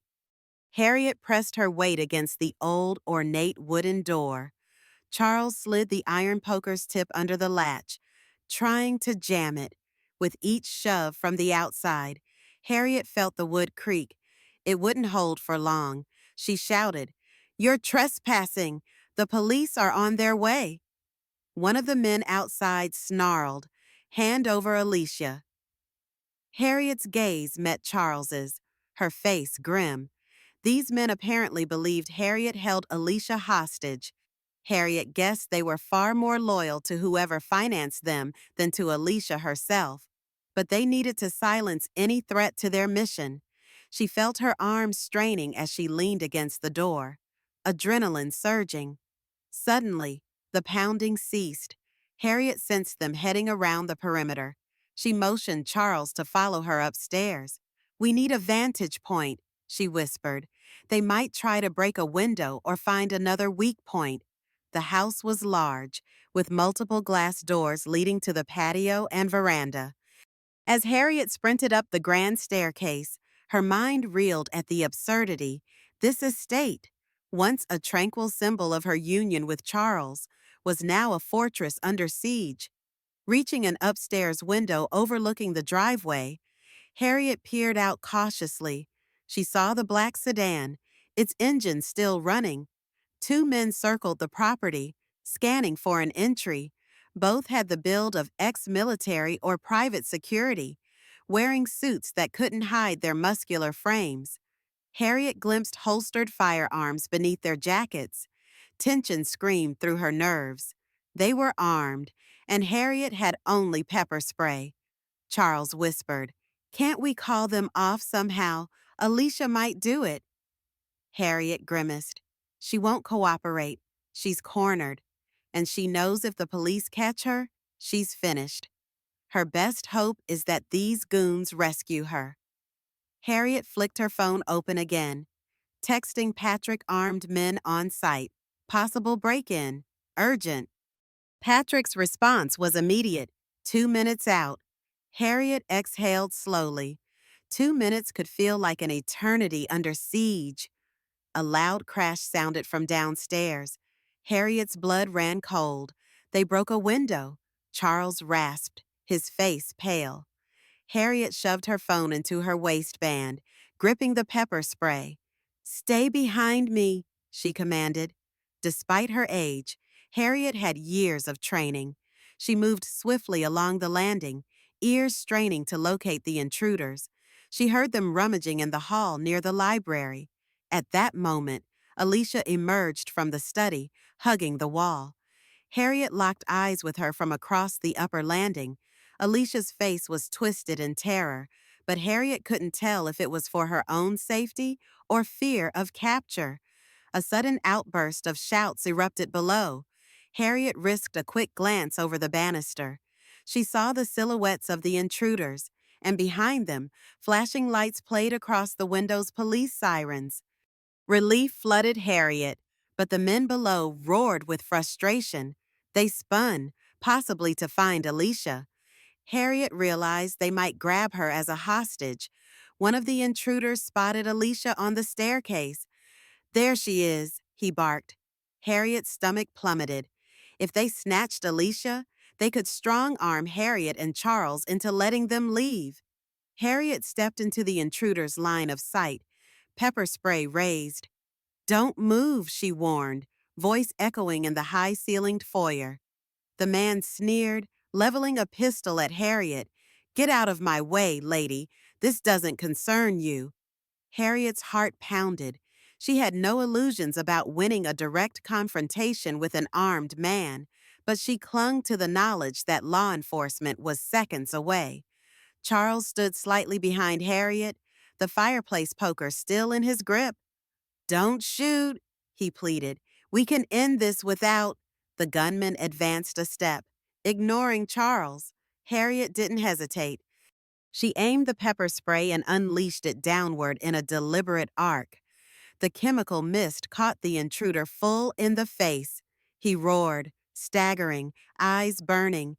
In that split second, Harriet seized the chance to grab Charles's arm and retreat up the stairs. The second gunman, cursing, tried to push past his blinded partner to chase them.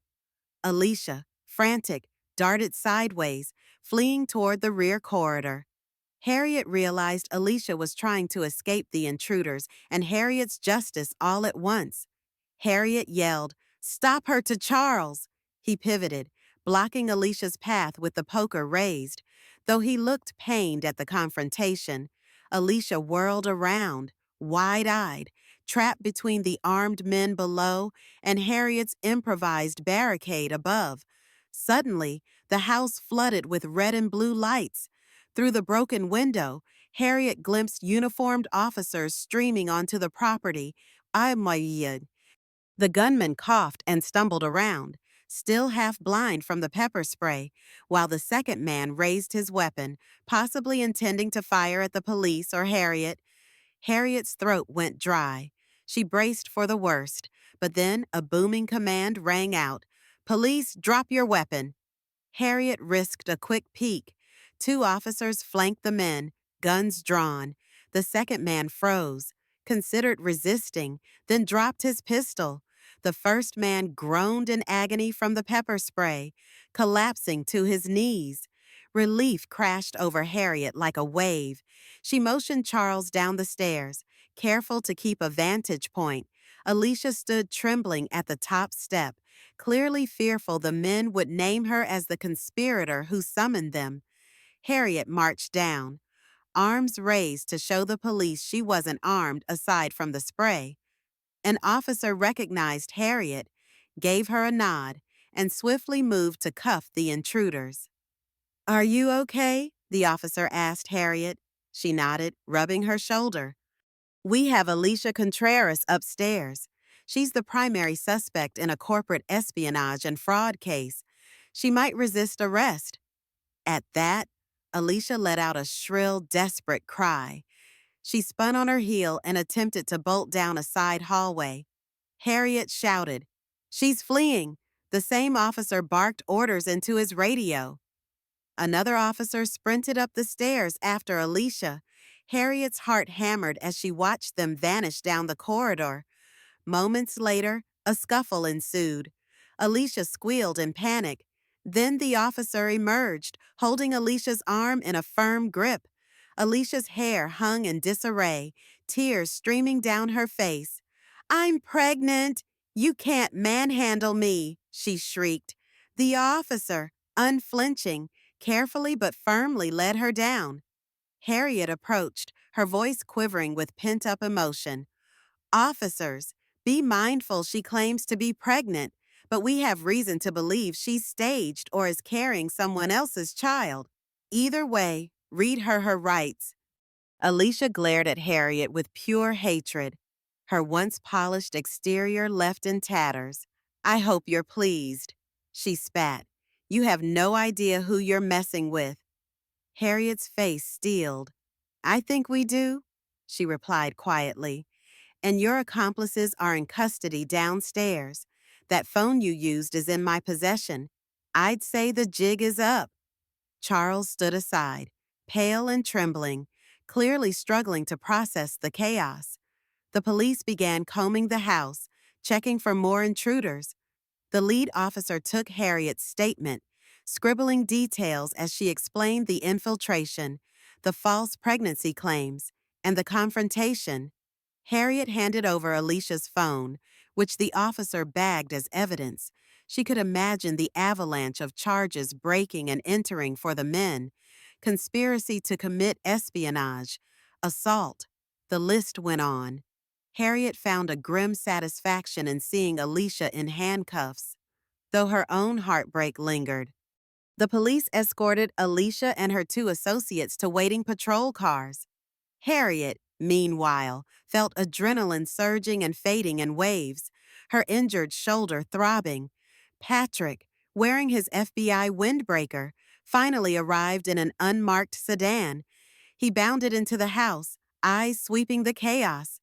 "Harriet," he called out, voice tinged with relief. She gave a weary nod. "It's done," she said, motioning to the shattered glass and scattered furniture. But it was close.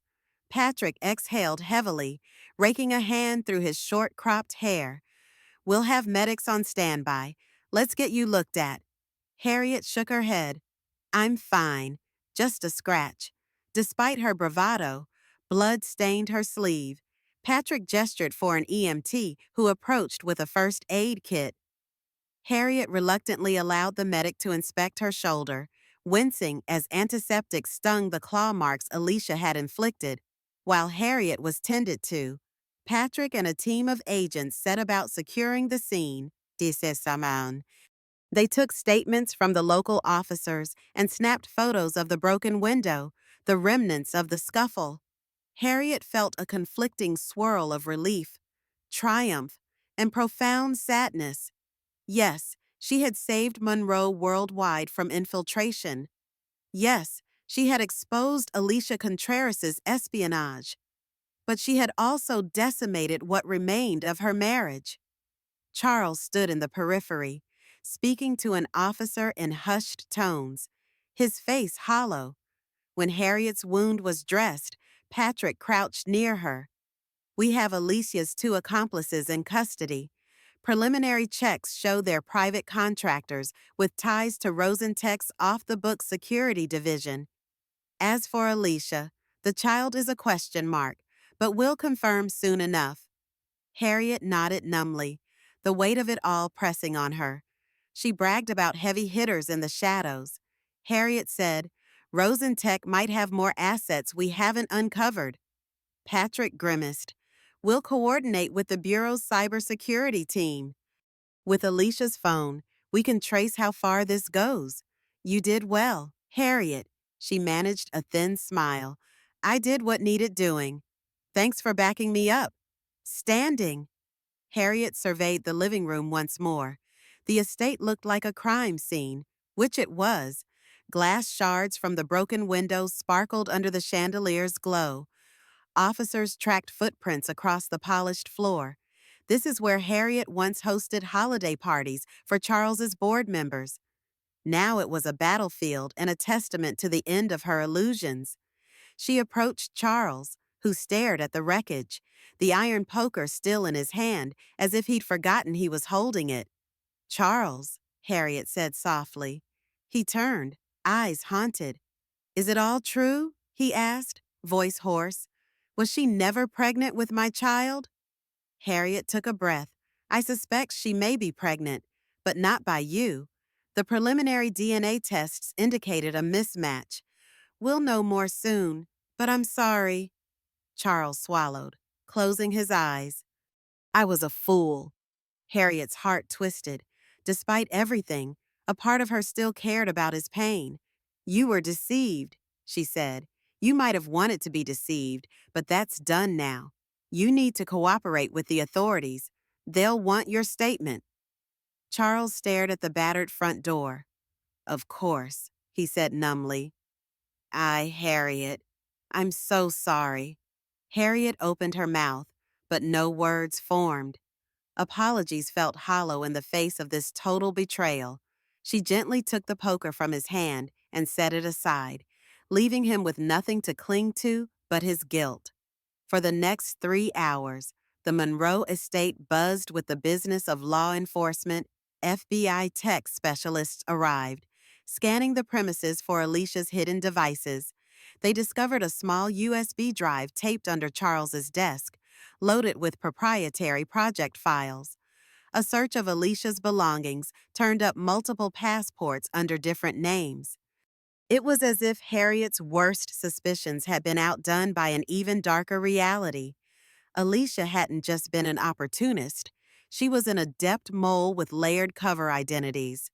Harriet oversaw the inventory with a professional detachment that belied her inner turmoil. She offered clarifications whenever asked, guiding the agents to spots Alicia favored.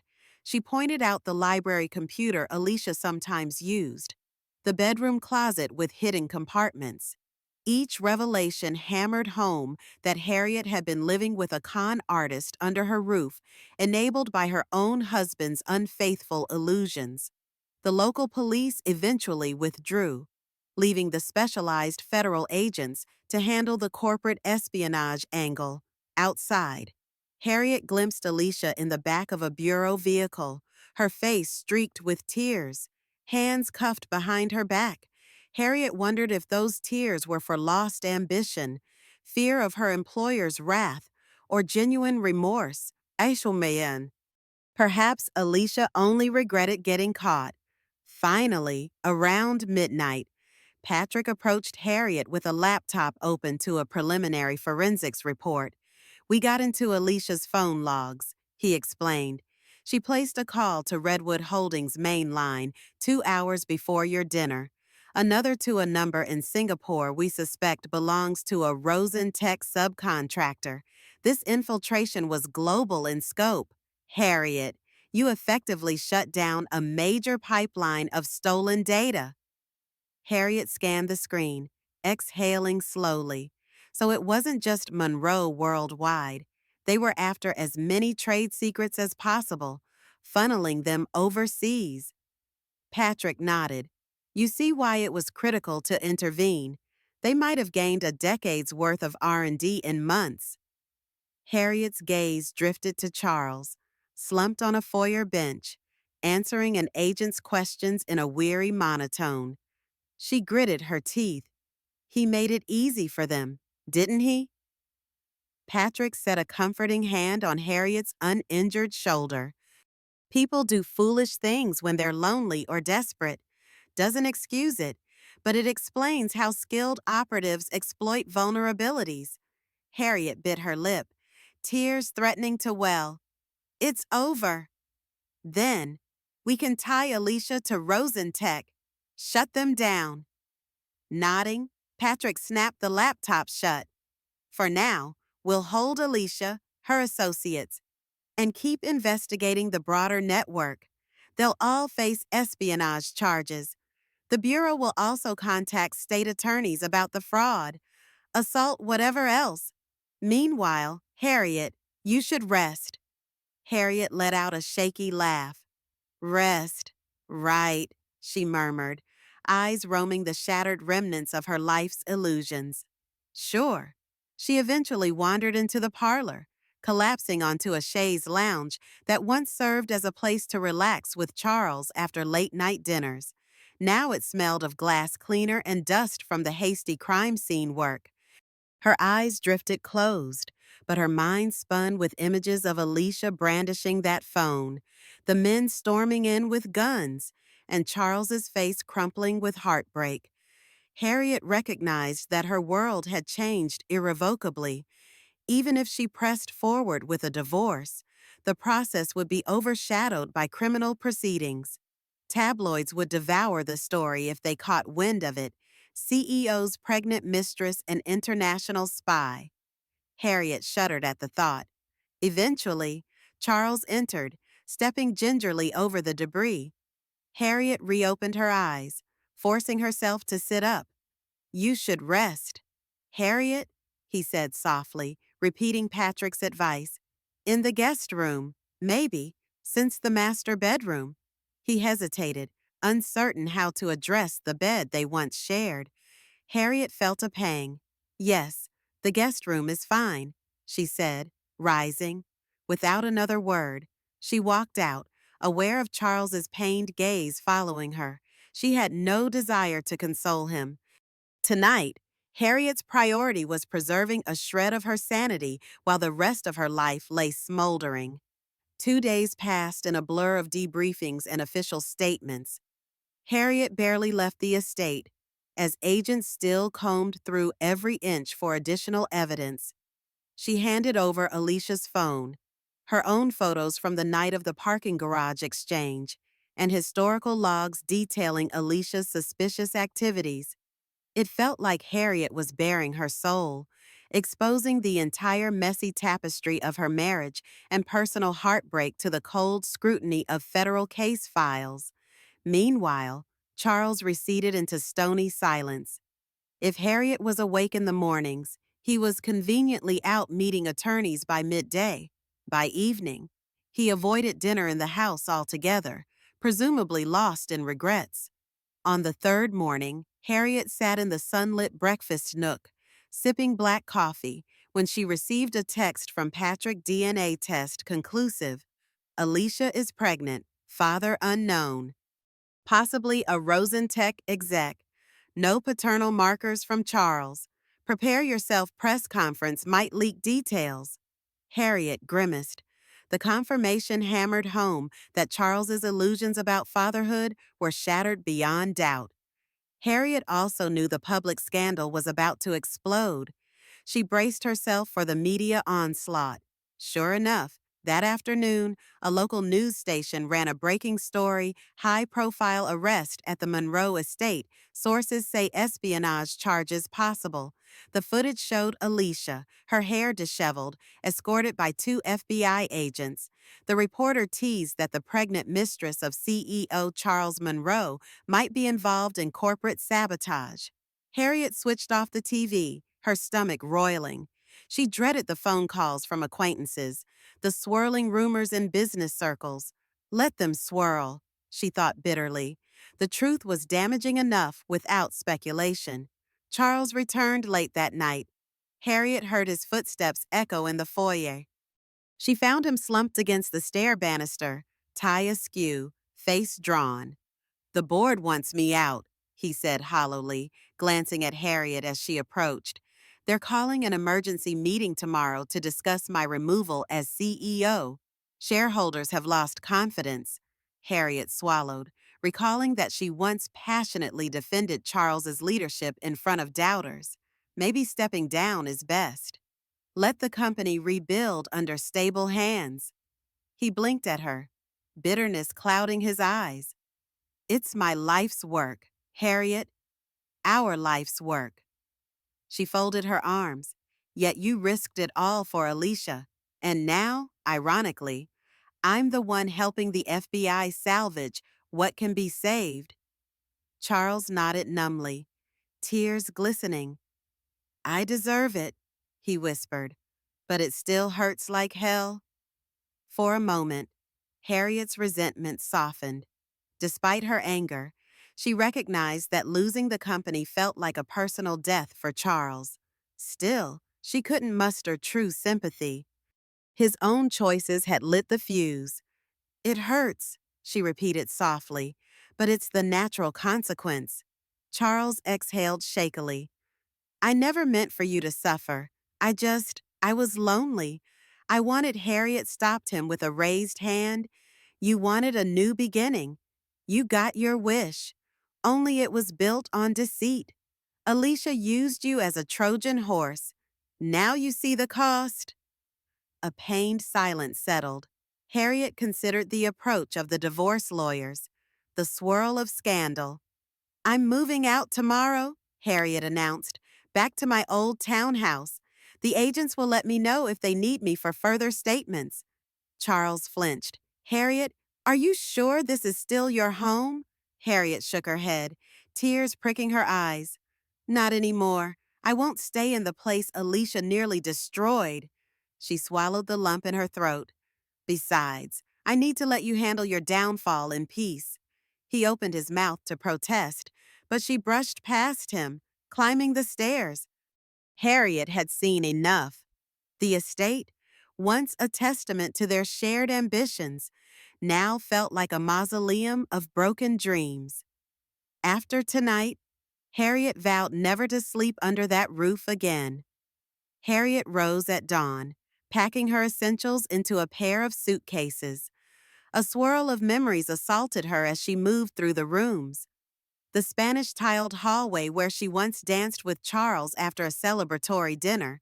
The study where she pored over financial spreadsheets to help him secure an early round of funding.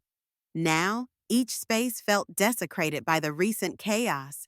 She left behind the heavier furniture, family heirlooms, anything not urgently required.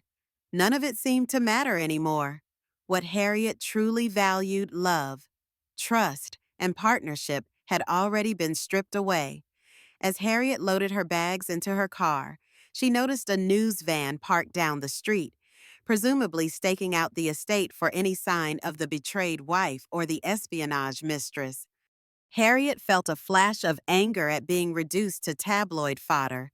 She slipped into her driver's seat, donned large sunglasses, and pulled away, refusing to let the paparazzi see her tears.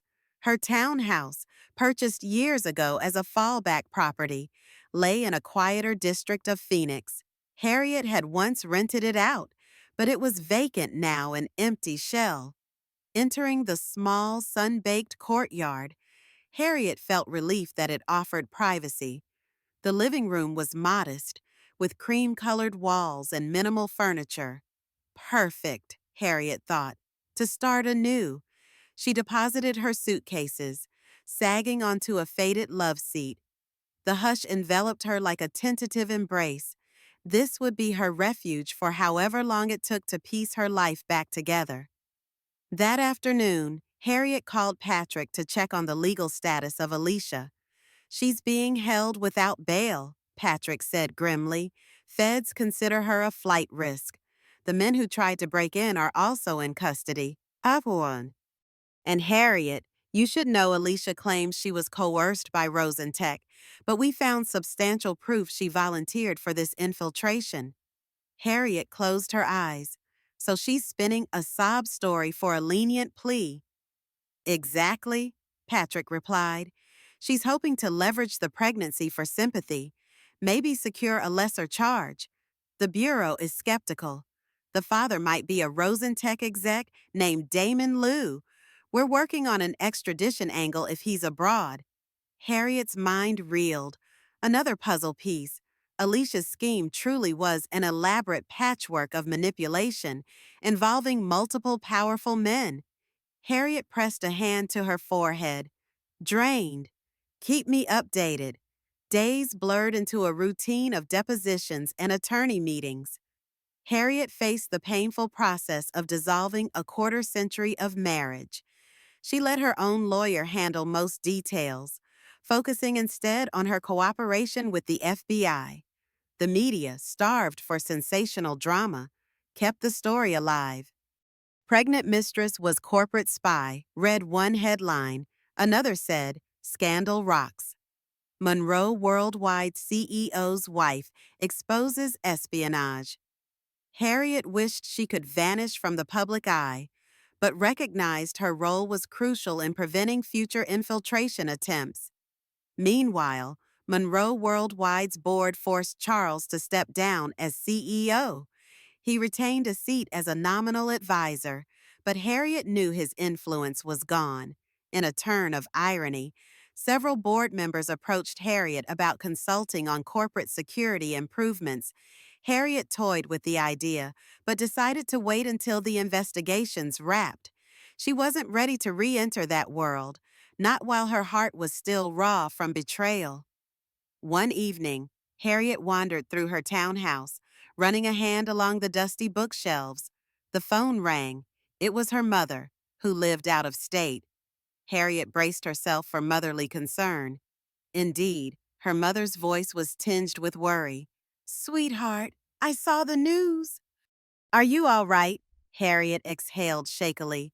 "I'm managing. Mom, I have a good lawyer. The FBI is sorting out the espionage."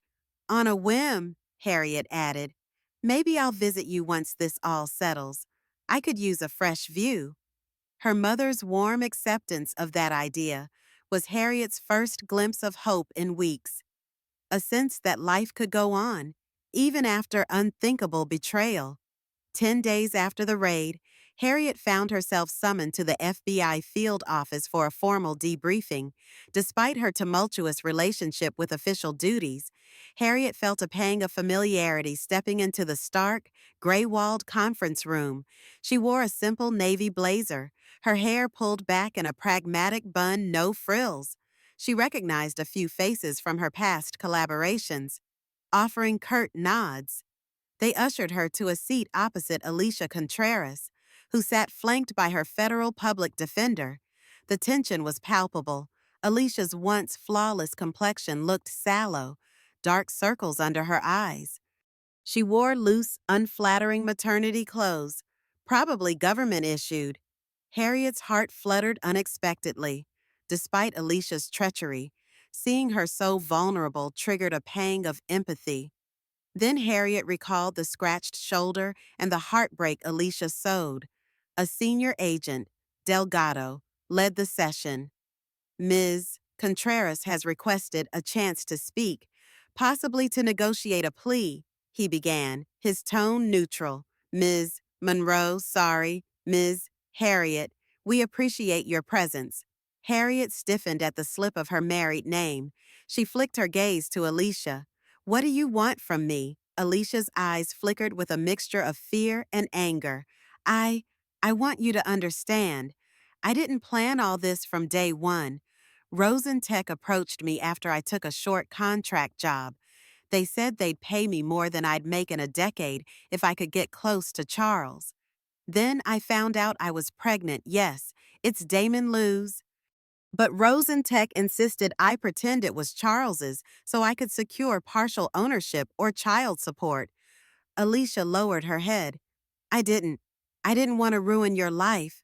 But it got out of hand." Harriet felt a wave of frustration. "You're telling me you had no agency, that you simply followed orders to seduce my husband, steal proprietary files, and plan a fake paternity claim. You could have walked away." Alicia flinched. "Maybe, but Damon lied to me, too. He said I'd get real love, a stable future for my child. Then he vanished overseas, leaving me to do Rosentech's dirty work. I was stuck." Harriet's jaw tightened. "Stuck because you chose greed." Alicia's attorney interjected. "My client is prepared to share extensive details about Rosentech's infiltration networks, their offshore accounts, their expansions into medical tech sabotage. She'll give it all in exchange for a reduced sentence." Agent Delgado nodded, glancing at Harriet. "That's where we stand.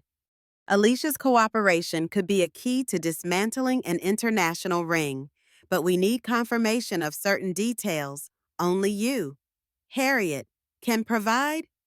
Harriet ran a tongue over her teeth, the taste of bitterness lingering. "So, you want me to corroborate her claims? Provide my evidence."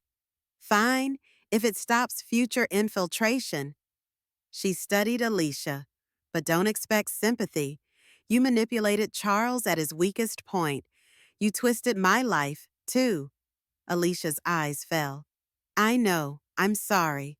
A protracted silence followed, thick with unspoken tensions. Agent Delgado slid a document across the table, a preliminary immunity deal. Heavily redacted. We want Ms. Contreras to reveal everything she did at Monroe Worldwide, the chain of command within Rosen Tech, and any additional co-conspirators. Harriet, your records of the night you caught her in that parking garage, plus the subsequent texts, will corroborate her statements. Hypotheses. Harriet scrawled her signature where indicated, consenting to share her digital archives. She couldn't stomach looking at Alicia again, so she focused on Delgado. If this means Rosentech faces the full force of federal prosecution, I'll do it. Alicia exhaled, trembling. Her attorney rubbed her shoulder. Harriet wanted to say something cutting about the crocodile tears, but exhaustion won out. She'd seen enough criminals spin sob stories. She simply rose, determined to see this final piece through, then find closure. In the weeks that followed, Harriet found herself thrust into a high-stakes role, the star witness in a federal investigation unraveling the Rosentech conspiracy. She spent countless hours with FBI analysts, reconstructing how Alicia used forged documents, hidden cameras, and social engineering to gather classified data. Harriet's insider knowledge of Monroe Worldwide systems was invaluable, though it pained her to recall each method Alicia exploited. Meanwhile, Charles faced a storm of legal headaches. While he wasn't criminally culpable for Alicia's espionage, shareholders filed a civil suit against him for negligence. Rumors circulated about whether Charles would declare personal bankruptcy. Harriet tried to remain detached, but occasionally her chest tightened when she saw a battered photograph of the two of them in happier times.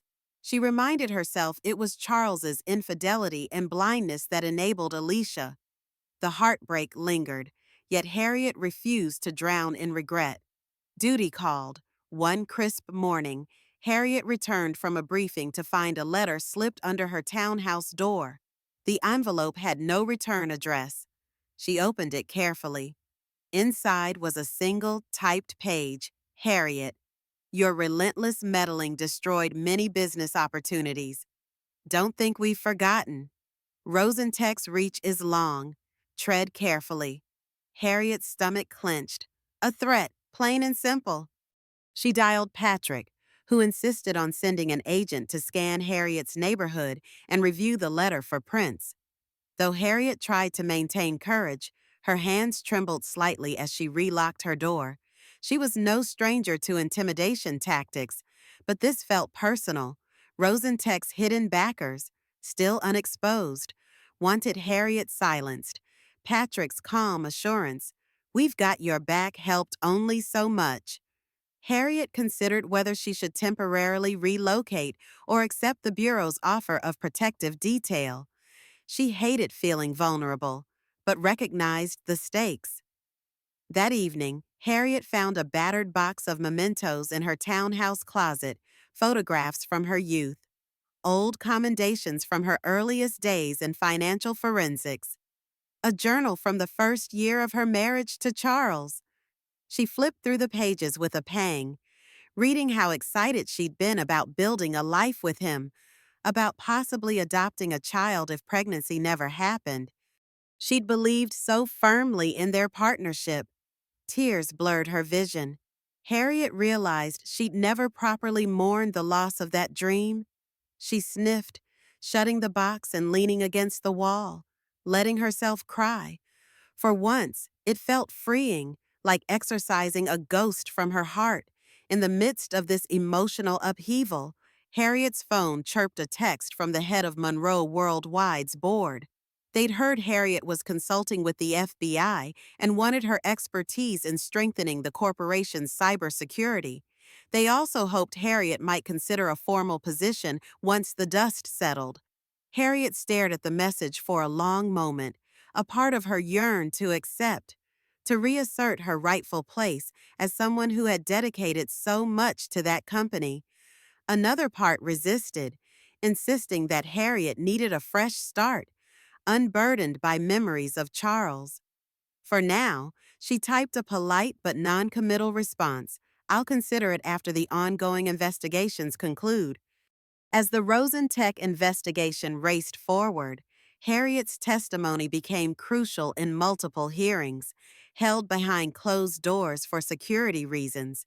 She sat in a wood-paneled courtroom, facing stern-faced attorneys representing the Department of Justice.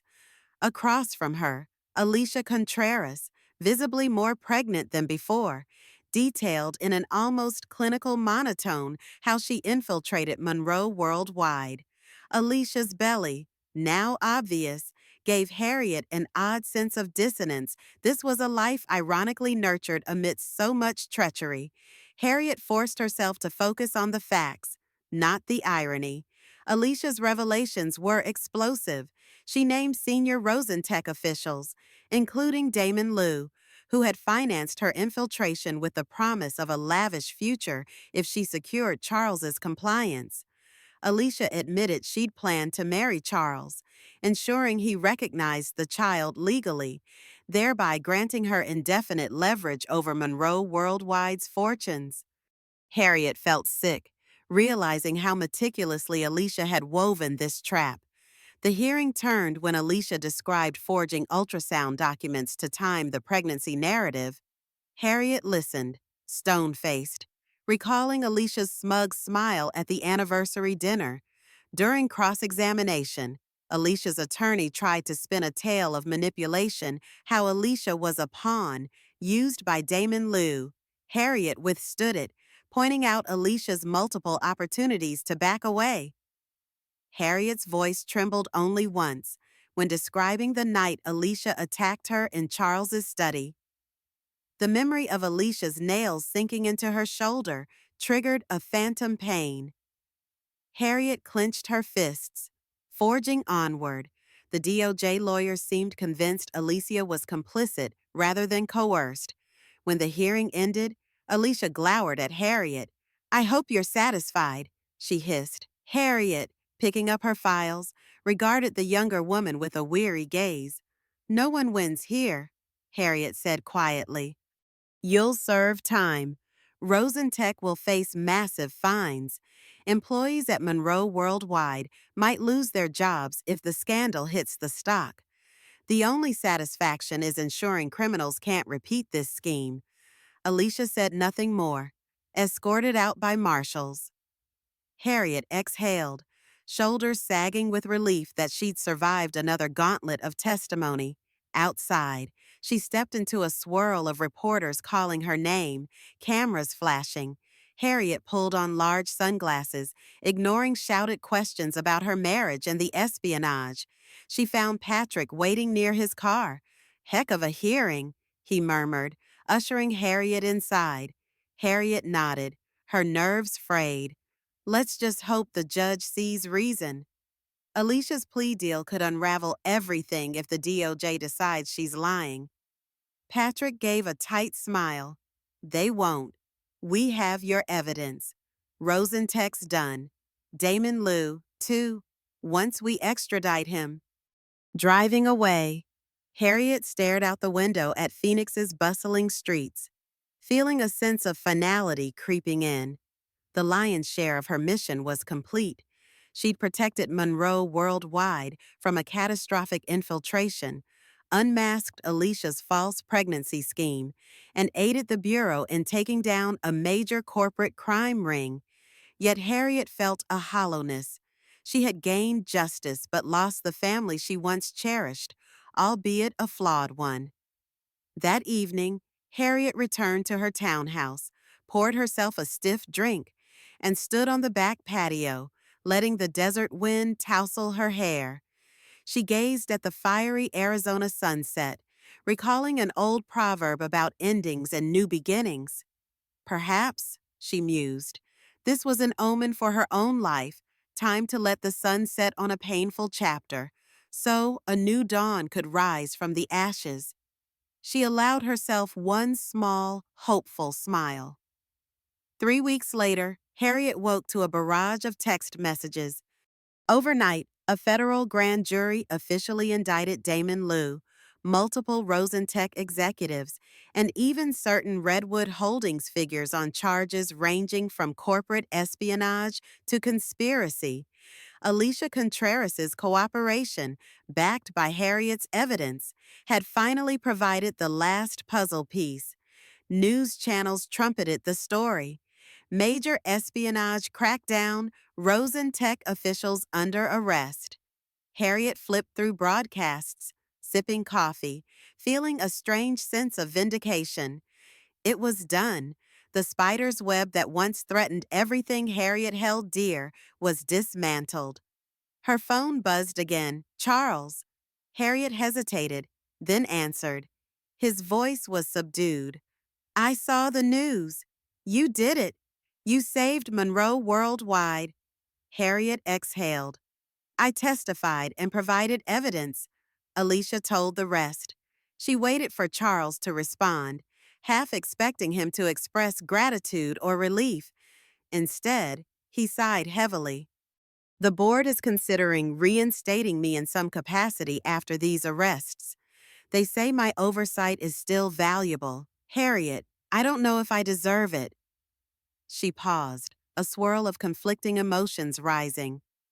Charles had sabotaged their marriage, but he'd also poured decades into building Monroe worldwide. Harriet replied carefully, whether you deserve it is for you to decide. If you go back, do it for the employees who depend on the company, not for your ego. Silence hung on the line. Then Charles murmured, You've always had the clearer moral compass. Harriet changed the subject. The divorce hearing is in a week. Are we still going uncontested? She sensed him flinch. Yes, he said softly. My lawyer has instructions to sign off on whatever you want. I owe you that much. Harriet's throat tightened, but she forced composure. Good. Then we can both move on. She ended the call, feeling unsteady but resolute. The final legal severance from Charles would close the door on years of shared history. She let out a soft sob, pressing her palm to her mouth. She'd cry, but she wouldn't let sorrow dominate her future. She'd survived too much for that.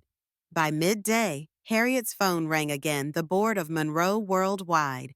They formally offered Harriet the position of chief security consultant, with authority to implement new protocols. Harriet hesitated, remembering the heartbreak of returning to the place she once called home. But she recalled her vow to ensure no one else used insider tactics to ruin lives. With measured calm, Harriet accepted. She would craft a contract on her terms, ensuring she remained an independent expert rather than an employee under Charles's domain. That evening, Harriet's mother phoned, jubilant at the news. Harriet took the call on her townhouse balcony, gazing at the Arizona twilight. Her mother cheered. You see, you're coming out stronger. A new role, a new life. Harriet smiled. I'm trying, she admitted. Her mother insisted Harriet visit soon, and Harriet agreed wholeheartedly. A change of scenery, away from Phoenix's swirl of drama, might be exactly what she needed to heal. As Harriet hung up, she scrolled through her phone's photo gallery. She paused at the old image Harriet and Charles on their wedding day, beaming with uncontained joy. She felt a tug of nostalgia, but then she scrolled further. Landing on a new snapshot she'd taken in the sunrise that morning, a self-portrait on her townhouse balcony. Hair loose, eyes filled with quiet determination. Harriet saw in that face a woman tested by betrayal and tested by cunning enemies, yet still standing. She resolved to keep standing, come what may. The following week, Harriet donned a simple black dress to attend her final divorce hearing. She arrived at the courthouse under a bright Arizona sun, her heart pounding with finality. In the corridor, she spotted Charles, looking gaunt in a charcoal suit, his once vibrant energy hollowed out. Their eyes met briefly, acknowledging the gravity of the moment. Neither spoke as they entered the small courtroom. The judge, a calm woman in her 60s, reviewed their settlement terms. Charles waived any contest, granting Harriet a substantial financial arrangement, though Harriet cared more about closure than money. The judge asked if Harriet had any final statements. Harriet hesitated, glancing at Charles. She recalled all their shared triumphs, the nights discussing corporate strategy, the laughter and private jokes. Then she remembered Alicia's intrusion, the heartbreak, the bullet they'd dodged from espionage infiltration. "No, Your Honor," Harriet said quietly. "I accept the terms." Charles only nodded, unable to meet Harriet's gaze. With a crisp rap of the gavel, the judge pronounced their marriage dissolved. For a heartbeat, Harriet felt an almost supernatural hush. 25 years undone in mere minutes. She exhaled shakily, turning to leave. Charles murmured, "Harriet, I," she paused, waiting. "I wanted to say thank you for saving everything. Even if I broke us, you still saved the company. You saved me." Harriet's eyes flicked with tears. "Goodbye, Charles," she whispered, leaving him behind in the silent courtroom. Outside, Harriet tilted her head to the sunlight. Her phone buzzed a text from the board, reminding her of a meeting next week to finalize her security consultant contract. She also saw a message from Patrick Rosentech. "Meltdown continues, Damon Liu, indicted overseas." "Great job." Harriet's lips curved in a faint smile. Yes, she'd see this through. But first, she wanted a moment to breathe. She strolled down the courthouse steps, ignoring the curious glances from bystanders. In the weeks that followed, Harriet consolidated her new life. She moved forward with the security consultant role, drafting stringent policies to prevent any future infiltration.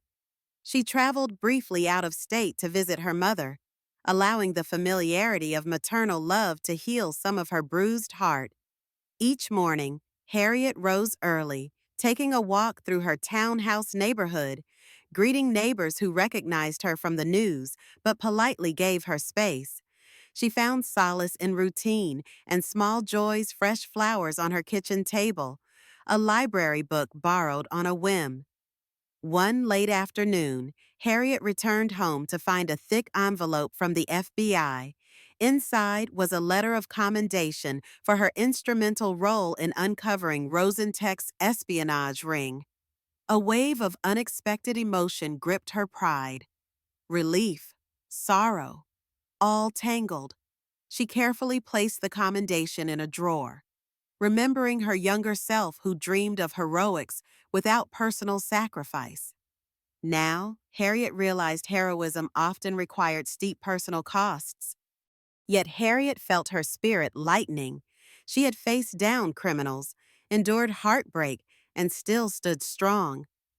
The final strand of the old Harriet, the one who believed in illusions, was gone, replaced by a woman forged in adversity. She poured herself a quiet glass of wine that evening, stepping onto her townhouse balcony under the pink Arizona sky. Far off in the distance, she could almost see the estate she left behind, but she no longer felt that old pang of loss. She belonged to herself now, free of betrayal's chokehold. Sipping the wine, Harriet allowed a small, genuine smile. Justice had been served, illusions destroyed. From these ashes, Harriet was determined to craft a new life, one defined by honesty, resilience, and the unwavering courage to stand alone if necessary. As the sun dipped below the desert horizon, Harriet stood there, softly illuminated by dusk, a testament to the power of truth and the quiet strength of a woman who had refused to break. In the end, every victory comes at a cost, a silent ledger etched deeply within the heart. Lives changed forever, trust shattered beyond repair, innocence replaced by scars invisible yet undeniable. Justice had arrived, swift and uncompromising, but the echoes of betrayal lingered, refusing to fade. Those left standing carried burdens heavier than they'd imagined, memories too vivid to ever truly vanish. The mansion, once a beacon of dreams and ambition, now stood quiet, its grand halls haunted by whispers of deception and broken promises. Yet through pain and loss, something stronger emerged: truth, brutal, illuminating, and necessary. Sometimes the greatest strength lies not in revenge or anger, but in the quiet resilience of those who've walked through fire and emerged forever changed, wiser, and tempered by flame. As the dust settles and silence returns, one question remains gently, persistently lingering. How far would you go to reclaim your life from betrayal, and would it ever truly feel like yours again?